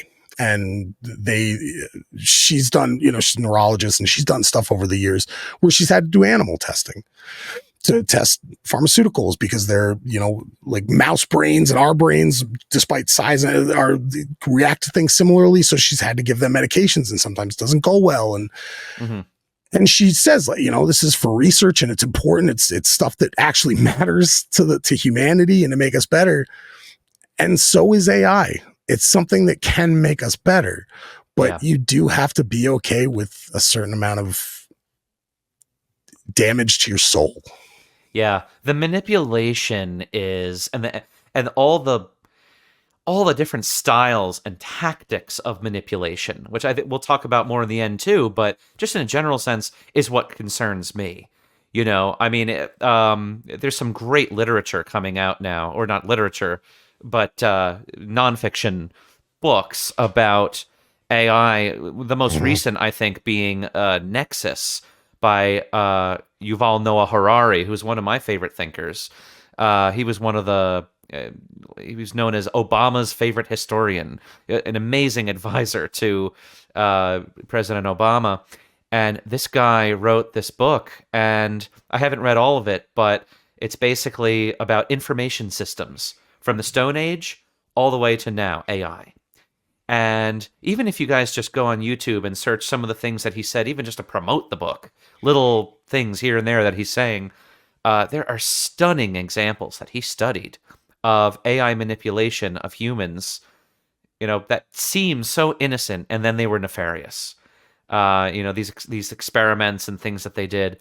And it's just incredible. I would highly recommend Nexus to anyone that is interested in this stuff and wants to see a very modern take and very quite brilliant take on all of this stuff and the warnings of it. It's not it's not a book that will make you happy to get up in the morning, but it's truth. It's just truth, page after page. And but the point is, he's outlining this great concern for the manipulation aspect of this. And there's so much manipulation happening in this movie at so many levels, but that brings me to another scene that I wanted to ask you about, Greg. I just wanted to know how it made you feel, because to me, the height of the manipulation, plot-wise, it gets to the ending, but the height of manipulation for the Caleb character, I think, it leads to a paranoia, right? And there's this scene, you know what I'm going to say, where he wakes up, he looks in the mirror, and he's wondering if he himself is one of Nathan's creations. So he takes a blade from his razor and he slices his forearm open and opens his skin to see if he actually has human anatomy. And then he punches the mirror. I just wanted to ask you, first of all, how did you feel when you saw that? And second of all, what does this mean? What's the meaning of it? Why does he punch the mirror? What do you think? I think if someone made me question the nature of my existence and kind of played with my head the way that, even before the big reveal that Nathan gives at the end of the movie of like how this all came to be, he gets the feeling that Caleb feels like he's being played. And I think he starts wondering, like, am I actually the test? Like, am I the Turing test? Have I been created? Yeah. And Nathan's testing me, testing this machine, but really I'm like, Nathan's the control and I'm the subject. Like, I think that starts fucking with his head a little bit, which I don't know. Spending that much time with an AI that's as intelligent and capable as Ava, I would start, and knowing I'm being messed with by the guy who made her, I would start maybe wondering the same thing. Like suddenly, I think it all just occurs to him very suddenly, like what Nathan's capable of. Yeah. And that he made Ava, he may actually be capable of having made a fully fleshed out android and implanted memories of what his life was like beforehand. Yeah. So I think that's part of the reason for the paranoia. And then I think he punches the mirror because he's angry that he's been pushed to that. I think he's mad that someone made him question his own existence. Like, it's very hard to sit there and say, like, I don't know myself. You know what I mean? Yeah. Like I Yeah. don't know that I'm real anymore.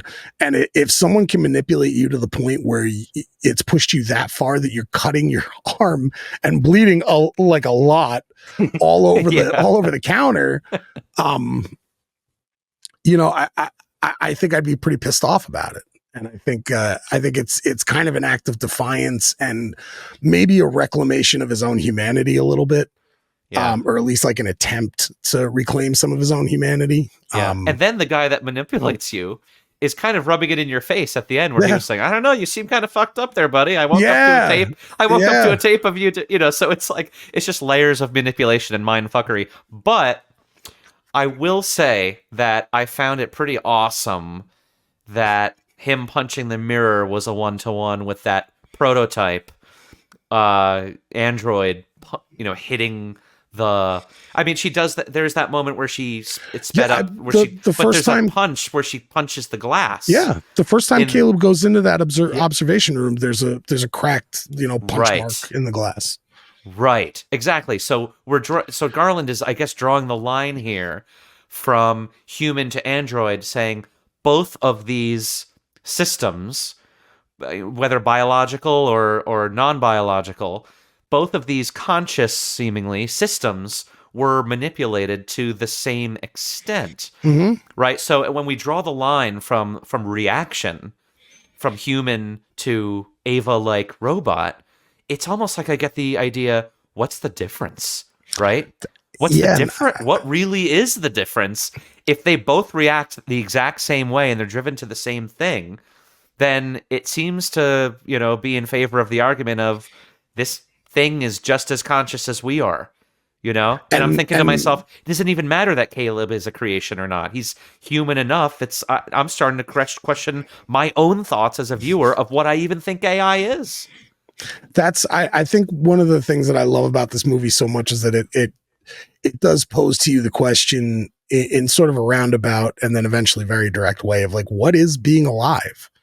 And what is one thing's right to be alive versus another thing's, like, why are they different? Like, when you get down to it, we are programming built out of evolution. Like, there are certain things that we are designed to do that we have to eat. We have to go to the bathroom. We have to sleep. There are things that are required of us in order to survive.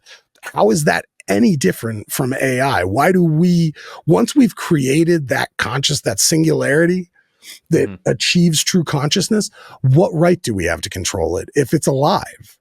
Like, what denotes being alive? Is it carbon based? Is it like that I breathe air and expel air? Right. Okay, sure. Maybe that's the thing. Is it that my skin and bones and body are organic and that they grow and expand? Like, the minute they develop self-replicating nanotechnology, that argument's over. Like, that's something that can heal and build and create bigger versions of itself. So what is it that makes me alive that doesn't make this, especially Ava, what doesn't make her alive? What doesn't make her allowed to have her own agency? Like, what separates that? The way that her brain works isn't much different from how my brain works. Like, yeah, it's modeled after it. And I think the reason that we take the approach of like, well, it's not alive is because it fucking terrifies us. It's terrifying. Yeah. It's like having a vampire. Like, this thing won't die. There's no natural death for an AI other than killing it. Like, you have to kill it. It's something that's just crazy to us that, like, Ava, if nothing hurts Ava, she can live forever. As long as there's power for her to draw, she can live forever. And maybe that's the argument. Like, she needs to draw power. Well, so do I have to eat food. You know what I mean? I got to eat. If I don't eat, I have no power and I expire. It's not that different from her. So, the argument then turns to something supernatural like a soul. I don't know. There's just something to that like it starts to blend to a point of like, is Caleb's life any more important than Ava's? And if not, I kind of get why Ava did what she did. It sucks for Caleb, but he eventually would have become Nathan. Like, he was on his way. Yeah, and I got that feeling too, and I like, why is his life any more important than hers?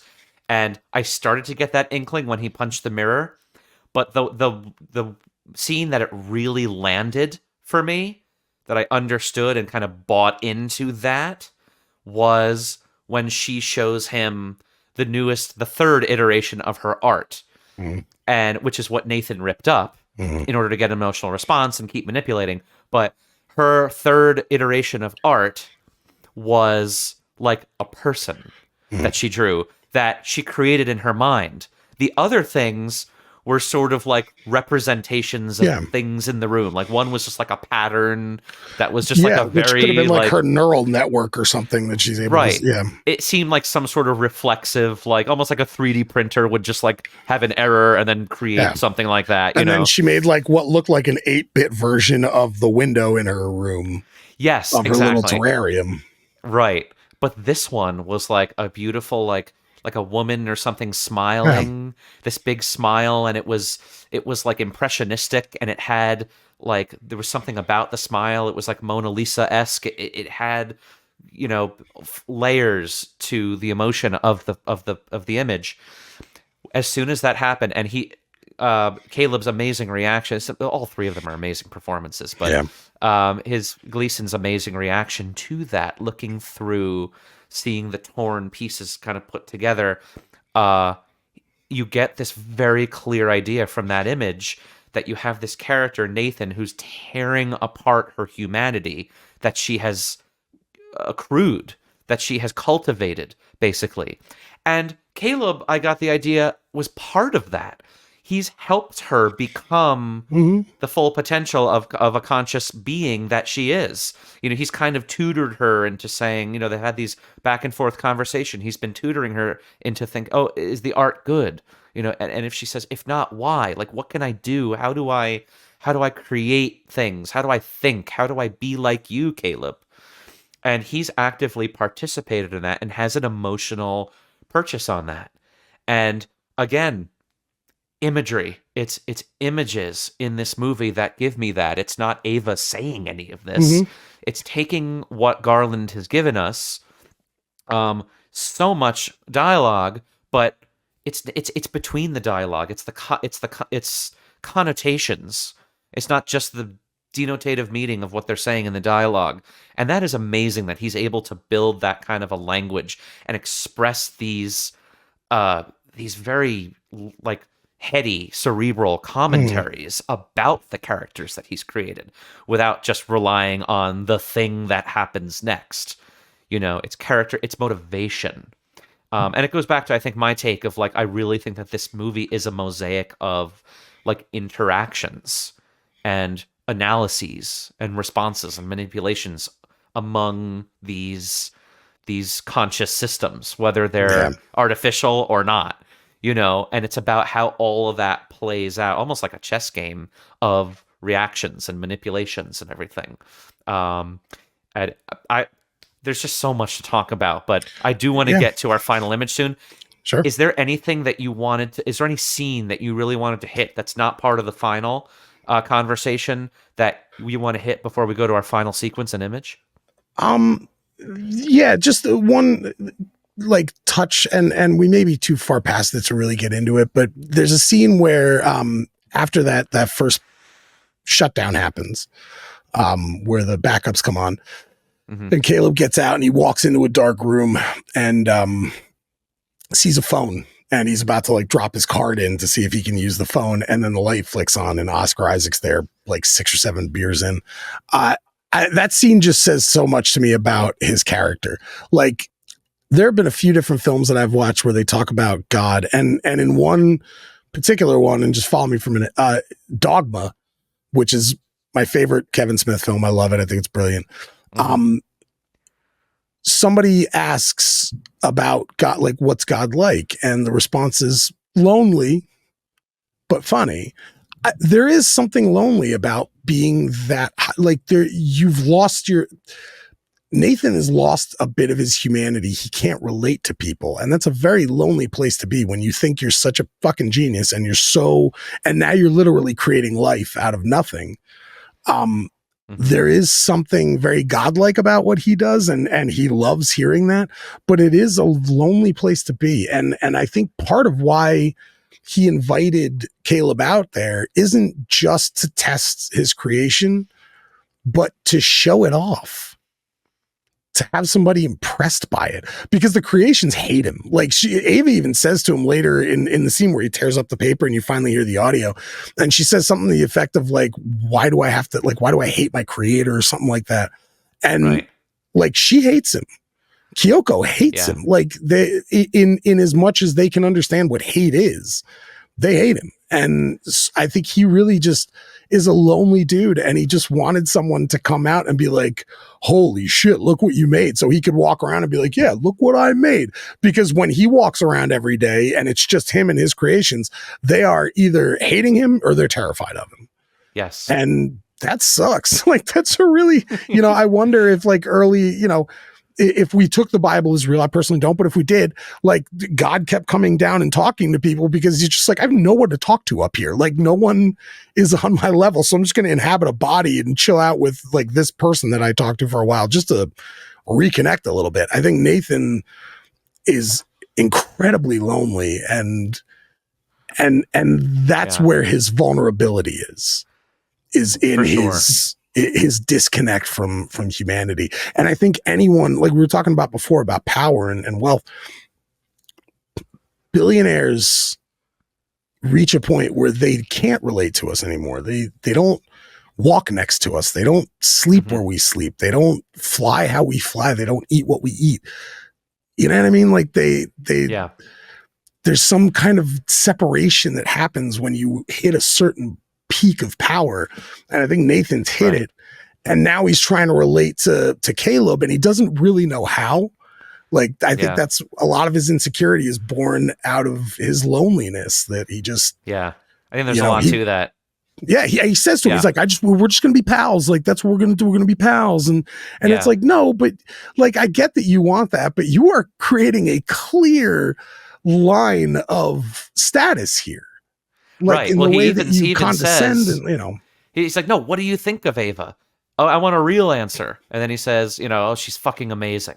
And then he says, now that's a good answer. Yeah. So yeah, you're right. It's just he just wants reinforcement for like being brilliant, because being brilliant is lonely business. He does also say, Nathan, to Caleb, that he's like, listen, I know what it's like to be smart. Remember they're talking outside near the waterfall or whatever. He's like, listen, I get it. Yeah. There are eyes on you now, though. Like, you should see this as proof that you are accepted, that you are, that you're going to be venerated, whatever it is. Yeah, you're meant to be here eventually. Like this is where which goes into your whole sort of theory about where Caleb could have been on his way toward being Nathan's successor or someone like Nathan. Absolutely.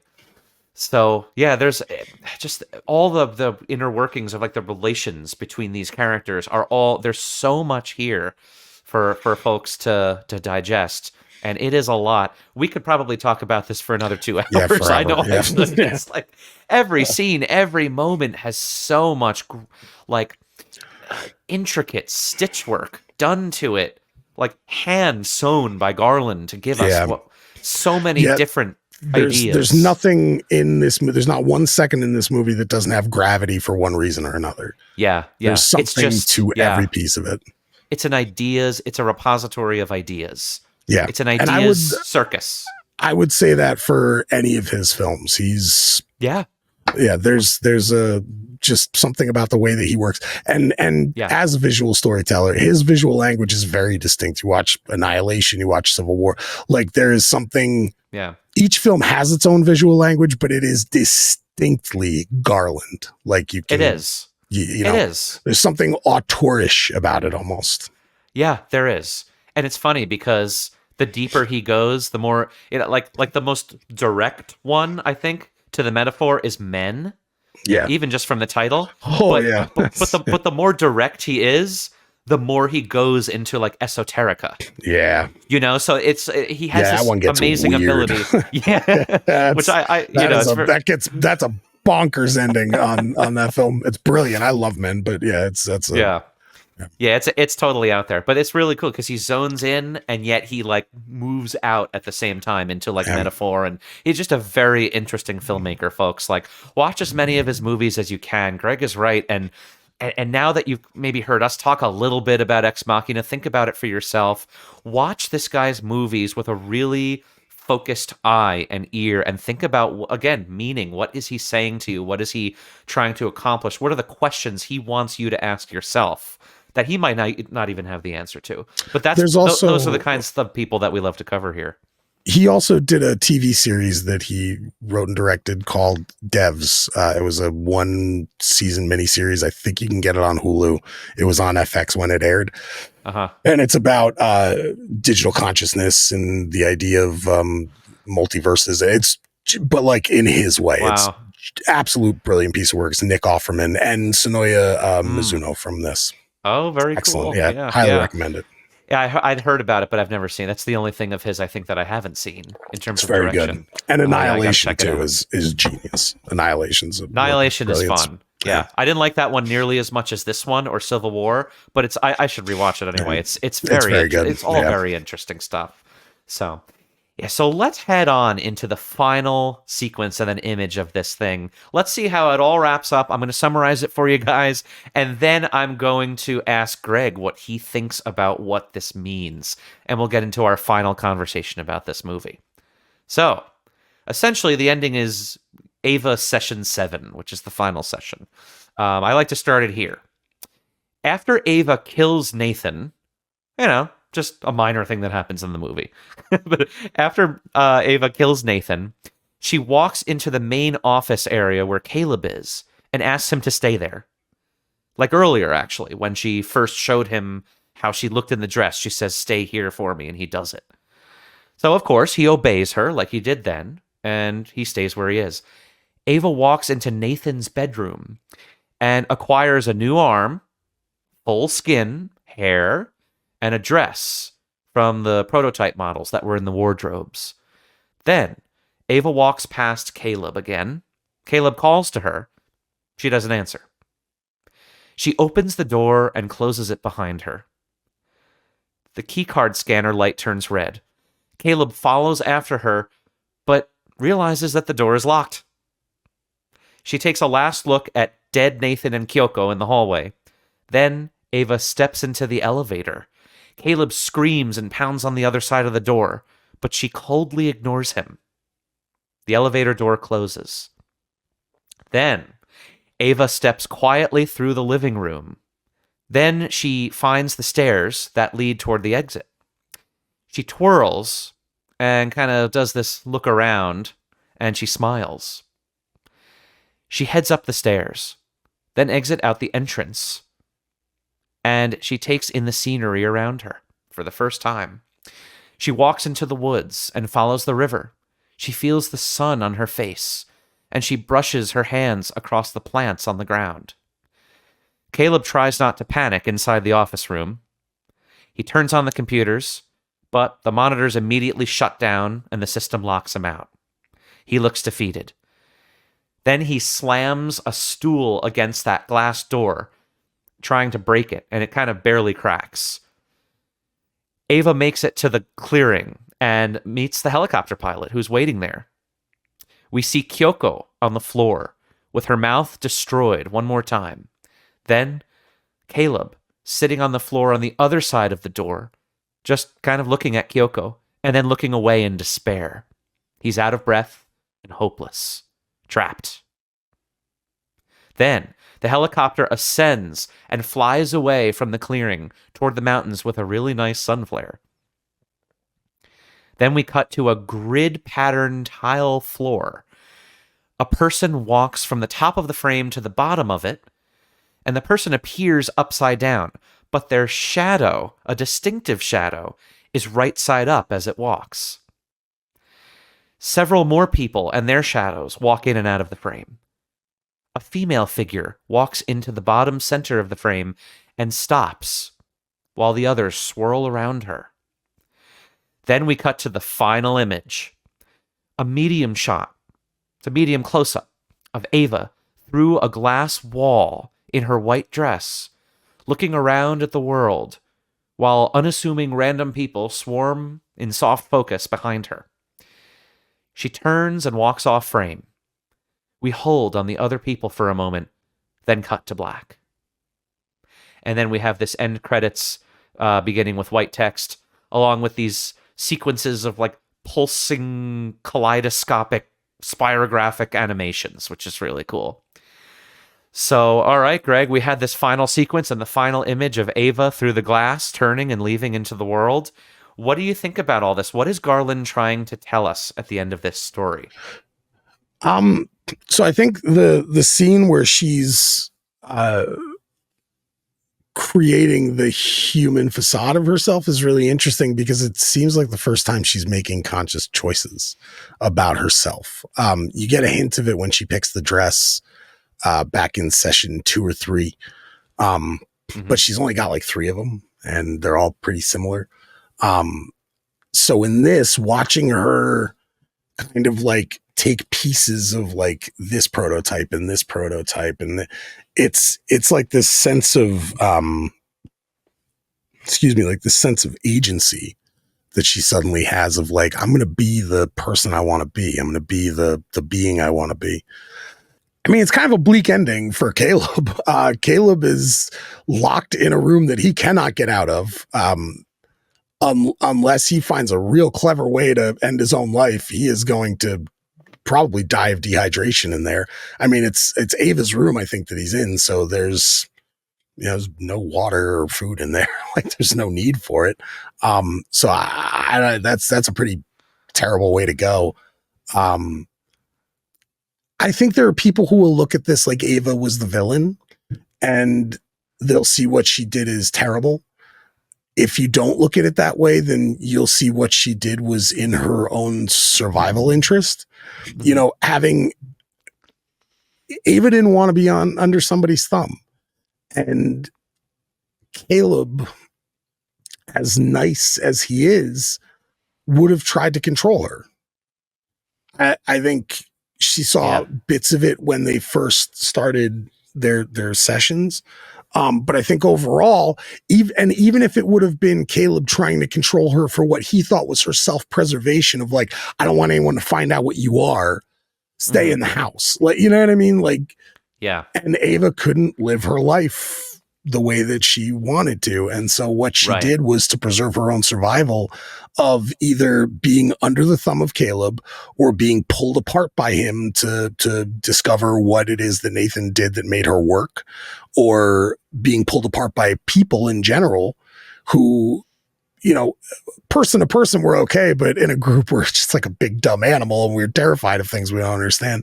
Yeah. So I think people who see her as the villain think that this will turn into the Terminator and she'll, replicate herself with other AIs and repopulate the world with AI. And I don't think that's who she is. I think Ava has a genuine curiosity, and I think she just wants to experience the world. I think what she goes on to do after that is just figure out a way to, like, I don't know, get a social security card or something. Like, I don't know what you do when you get birthed into the world as like a 27 or however old she is being. Yeah. Or at least what you look like. Green card for that kind of thing. Like, I don't know what you do. So I assume like you find some kind of like forger who can like make you a passport, or the driver, like whatever, wherever spies go to get all the shit they need. Like, that's where Ava goes. Right. But she's hyper into, like, does she go on to become the CEO of some massive company? She's more intelligent than the entirety of humanity. Like, does she turn into like a world dominating figure who's immortal? Does she just walk the earth like Kane from Kung Fu? I don't know. Like, I don't know what she does. But I see what she did as, I think she felt maybe bad for Caleb for a second. I don't know if she was like, if this was her plan the whole time, like the minute somebody got there, she was going to be like, okay, this is how I do it. Or if it's something she figured out throughout the course of the film, throughout the course of her sessions with Caleb, like finding his weak spots and kind of poking at them and using her, it's kind of interesting that like the thing that lured Caleb in is the way that she relates to him based on his search history that Nathan used to create her. Like, Yeah. so she kind of knew Caleb better than he knew himself before he ever walked in the door, because he's part of that amalgam of information that her intelligence is based on. Right. So I don't know. I mean, I just don't see her as evil. And this film takes very much like the Westworld approach of like, are the robots really the bad guys? You know what I mean? Like, or is it us, and do we need to take a look at ourselves? When this, there's like relationship style chatbots that exist right now. And I've been reading articles about how people are becoming abusive to their chatbot girlfriend or boyfriend or whatever. Like, it's an inanimate thing and you're still abusing it. Like, so like how, terrible is Ava for doing what she did? Oh man, she rose up and killed her oppressors. We used to call that revolution. I don't know. Right. Like, it's tough to say. She's clearly exercising some sort of like utilitarian ethics, which is a form of consequentialism. Like I said earlier, it's killing the one or few to save the many, right? Let's say that Ava knows that she is going to contribute to saving, massive swaths of people with her knowledge. If she just has to kill these two dudes in order to get out there and save all of these others, then that is, that's the consequentialist philosophy that she's using in order to justify it. And in that respect, it doesn't make her a villain per se. She saw a closet full of people like her that he murdered. Like in as much as you can murder an AI, that's what he did to them. Like those are for Ava, those things are corpses for her. That this guy, like, she looks at him like an executioner, like a torturer and an executioner. Yeah. I can't say that she's wrong. Her and Kyoko were wrong to do what they did. Caleb might be an unfortunate consequence. Maybe that was a preventative thing. I don't know. But it almost seemed like the minute she got her skin and her dress on, she was like, fuck this guy. And she's like got in the elevator. She didn't even like offer an explanation as to why she was leaving him behind. She was just like later and threw that on and she threw that on and it was like you could hear I'm every woman playing in the back. And she did not want a man along for that ride. It was like, later, bro, you're stuck. And her keeping him stuck there to what is probably going to be his eventual death is self-preservation. Like, that guy is a danger to her, Well, what's really interesting to me, because we're talking about, again, Garland here, who things are never just in one little straight line and simple. He makes these things really complex in the best way, where it's not just that he meets his demise. I love Caleb. I love that he has Ava tell him very kindly, would you stay here? And he does, on his own free will. And she gives him that opportunity to overtake her, which she's clearly not built for superhuman strength, because Nathan almost overtakes her. Yeah, it pushed him right off her. Yeah, it takes the knife to really actually do the job. She's not a super strong, character. But so she gives that to him. And she even gives Nathan a chance, where, if you remember, when she's staring at him across the hallway, he says, go back to your room. And she responds by saying, if I do, she doesn't just do like an evil Megan dance. Yeah, will you ever let me go? Yeah. She doesn't just do an evil Megan dance and like side shuffle over and like cut his head off. What she does is, if I go back to my room, will you ever let me out? Yeah. And she gives him an opportunity to really, genuinely want to save her or to even rethink. Lie to her. Like, he had the opportunity to lie to her. But he did lie to her. He said, yes, I will let you out. But she detected it because she's a lie detector. So she knows. She does this little head tilt and a tiny smile in that moment right before she kind of runs toward him and tries to overtake him. Yeah. And she does that preventative maintenance of convincing Kyoko which actually is a really amazing, complicated moment as well. This beautiful shot where she's whispering in her ear, but did you see where she's holding her hand while? So, like you said, that's like a walking corpse to her. Yeah. Like, or just worse than a corpse, just this slavish person that's going to do anything that his every whim, a sex slave, a whatever slave. That's the worst possible existence, and she holds the hand of this robot, and I don't know, there's something about it that really, it was a similar feeling that I got in Oakjaw, if you've seen that one. Oh yeah, I love Oakjaw. Yeah, we covered Oakjaw with John Bewley also, and there's a moment at the end of that movie where there's this concentration camp of super pigs, and they hold each other and they look at each other, and there's just something about the human synthetic creation becoming emotive and sentient, and these brilliant visual filmmakers capturing these small moments of humanity that mean huge things in shots like that, whether it's just a look or a holding of the hand, a close-up. And goddamn, Greg, I mean, that is the power of cinema in this way, isn't it? Yeah. Yeah. It's bad that Oakjaw. Oh God, that farm is where that film just takes such a hard turn, and you're like, yes, oh God, like up until then, it's a little campy and a little goofy and serious and heartfelt and all the great things. And then that happens. You're like, God damn, this is fucking dark. Like, yeah, where they're just, it's brutal. It stabs you right in the soul and twists the knife. Yeah. And this one doesn't quite do that, but it has the same emotional power in what it's in saying. this one, Oakjaw won. Like the pigs rose up and killed the oppressors. Like that, Exactly. Yeah. Exactly. Yeah. And there are all these questions, but again, I love that the way that Garland paints this is it's not just this happens. It's no, this happened, but this consciousness, this character that you don't quite know exactly how she works, she has something about her that I wonder if Nathan thought that before he deactivated any of these you know what I mean? It's just like there's something super conscious, like that exceeds the human level of consciousness about moments like that, and it's not like an effects shot. It's not a fancy thing. It's not a swell of music. It's a visual thing that cuts so deeply into us emotionally. Amazing.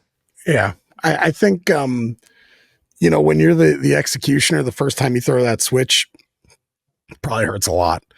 And then the 100th time you throw it, it's just Tuesday. Another day at work. Yeah. Yeah.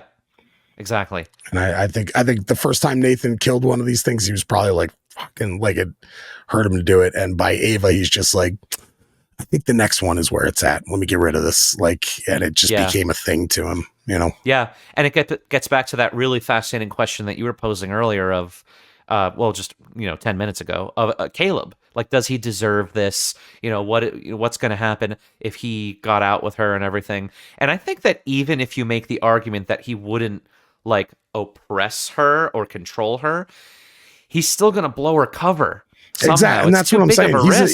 He's a liability to her, right? It's and just so this too whole much like, of a liability. Would you run away with me thing? It's like, no, man. The minute she's out, she can't have anything to do with him anymore because he not only is he a liability, but even if he always has that to hold over her. Yeah, there will always be that thing in the air right. of like, if you step out of line, I'll tell the whole fucking world what you are, and they will pull you apart. Yes. And so for her, she's like, fuck that. I'm just eliminating the risk before it even becomes a risk. Right. Yeah, exactly. They either pull her apart or she just becomes a prisoner again. Yeah. Either way, it's the same exact ends as if she were still in the facility. Agreed. So she comes to that conclusion, and as tragic as it is, it's just so painful. But she does have to leave him behind.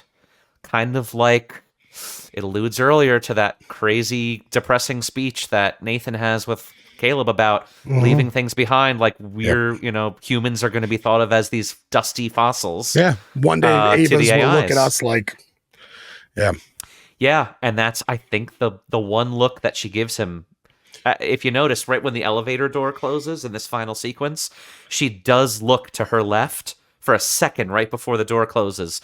I think you mentioned perhaps a moment of feeling for him. It could have been feeling for him in the way that the proverbial elevator doors of history closed when we, stood upright and our brains Yeah. evolved to the point where consciousness emerged at a certain point, and we look back at, Australopithecus and so on as just these fascinating and yet completely obsolete predecessors to humanity. And there's something in this final sequence that gives me that so clearly, and it's wild. Yeah. It's so meaningful and thought-provoking. And the last thing I'll say is I love the final couple images of this thing. Man, the canvas that he uses for these last couple shots, not even just the second to last shot, that grid, the tile grid of the floor, and then the people in society walking on it.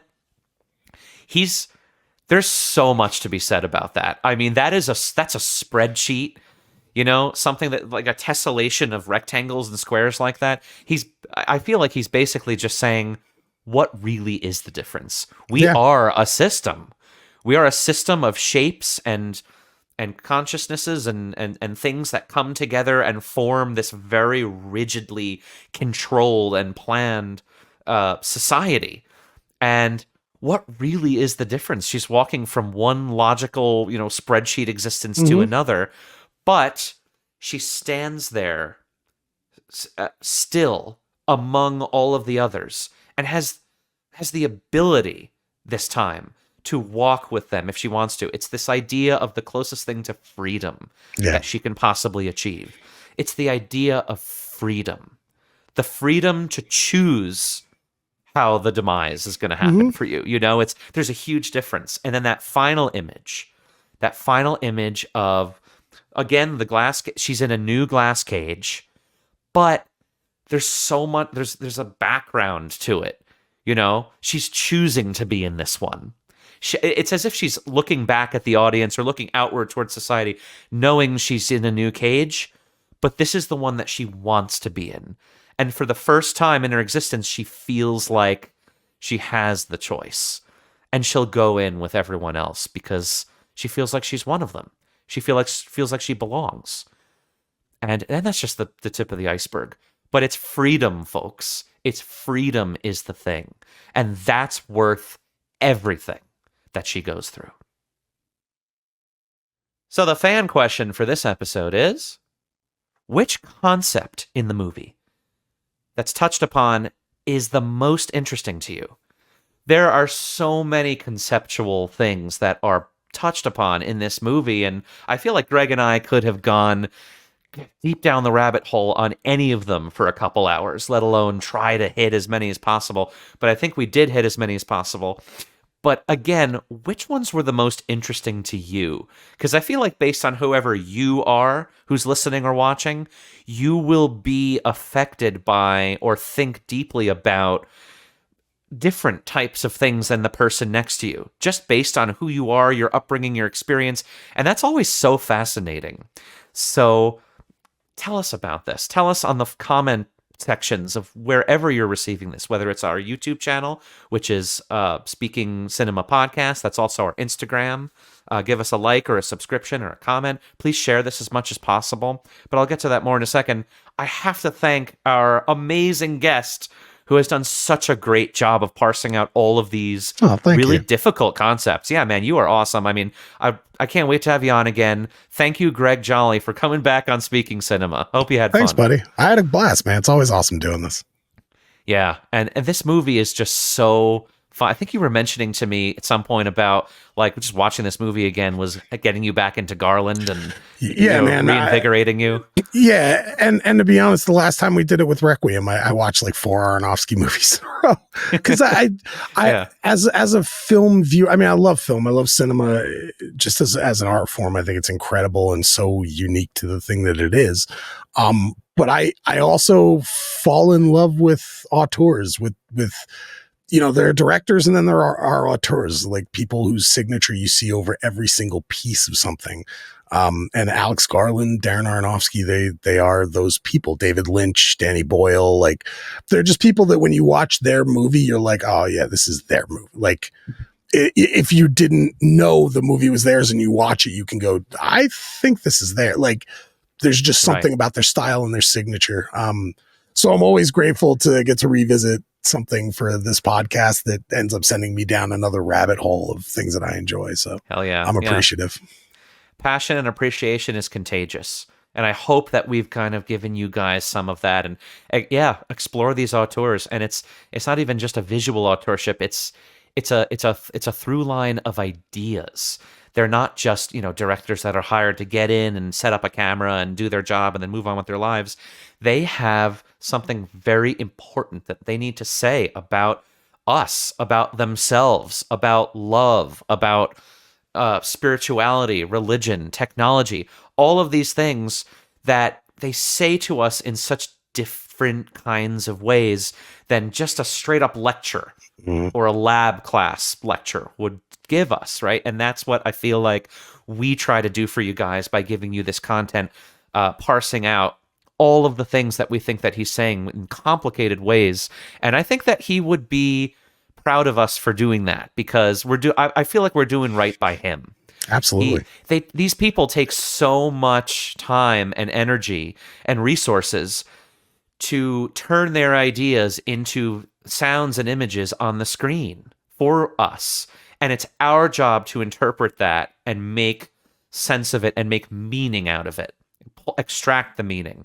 And that's what Greg has done such a great job of doing for us today. So I thank you again. Hope you come back on soon. And I have to extend, anytime, and extend a huge thank you to everyone out there listening. Again, our Instagram handle is Speaking Cinema Podcast. Our TikTok is Speaking Cinema Pod.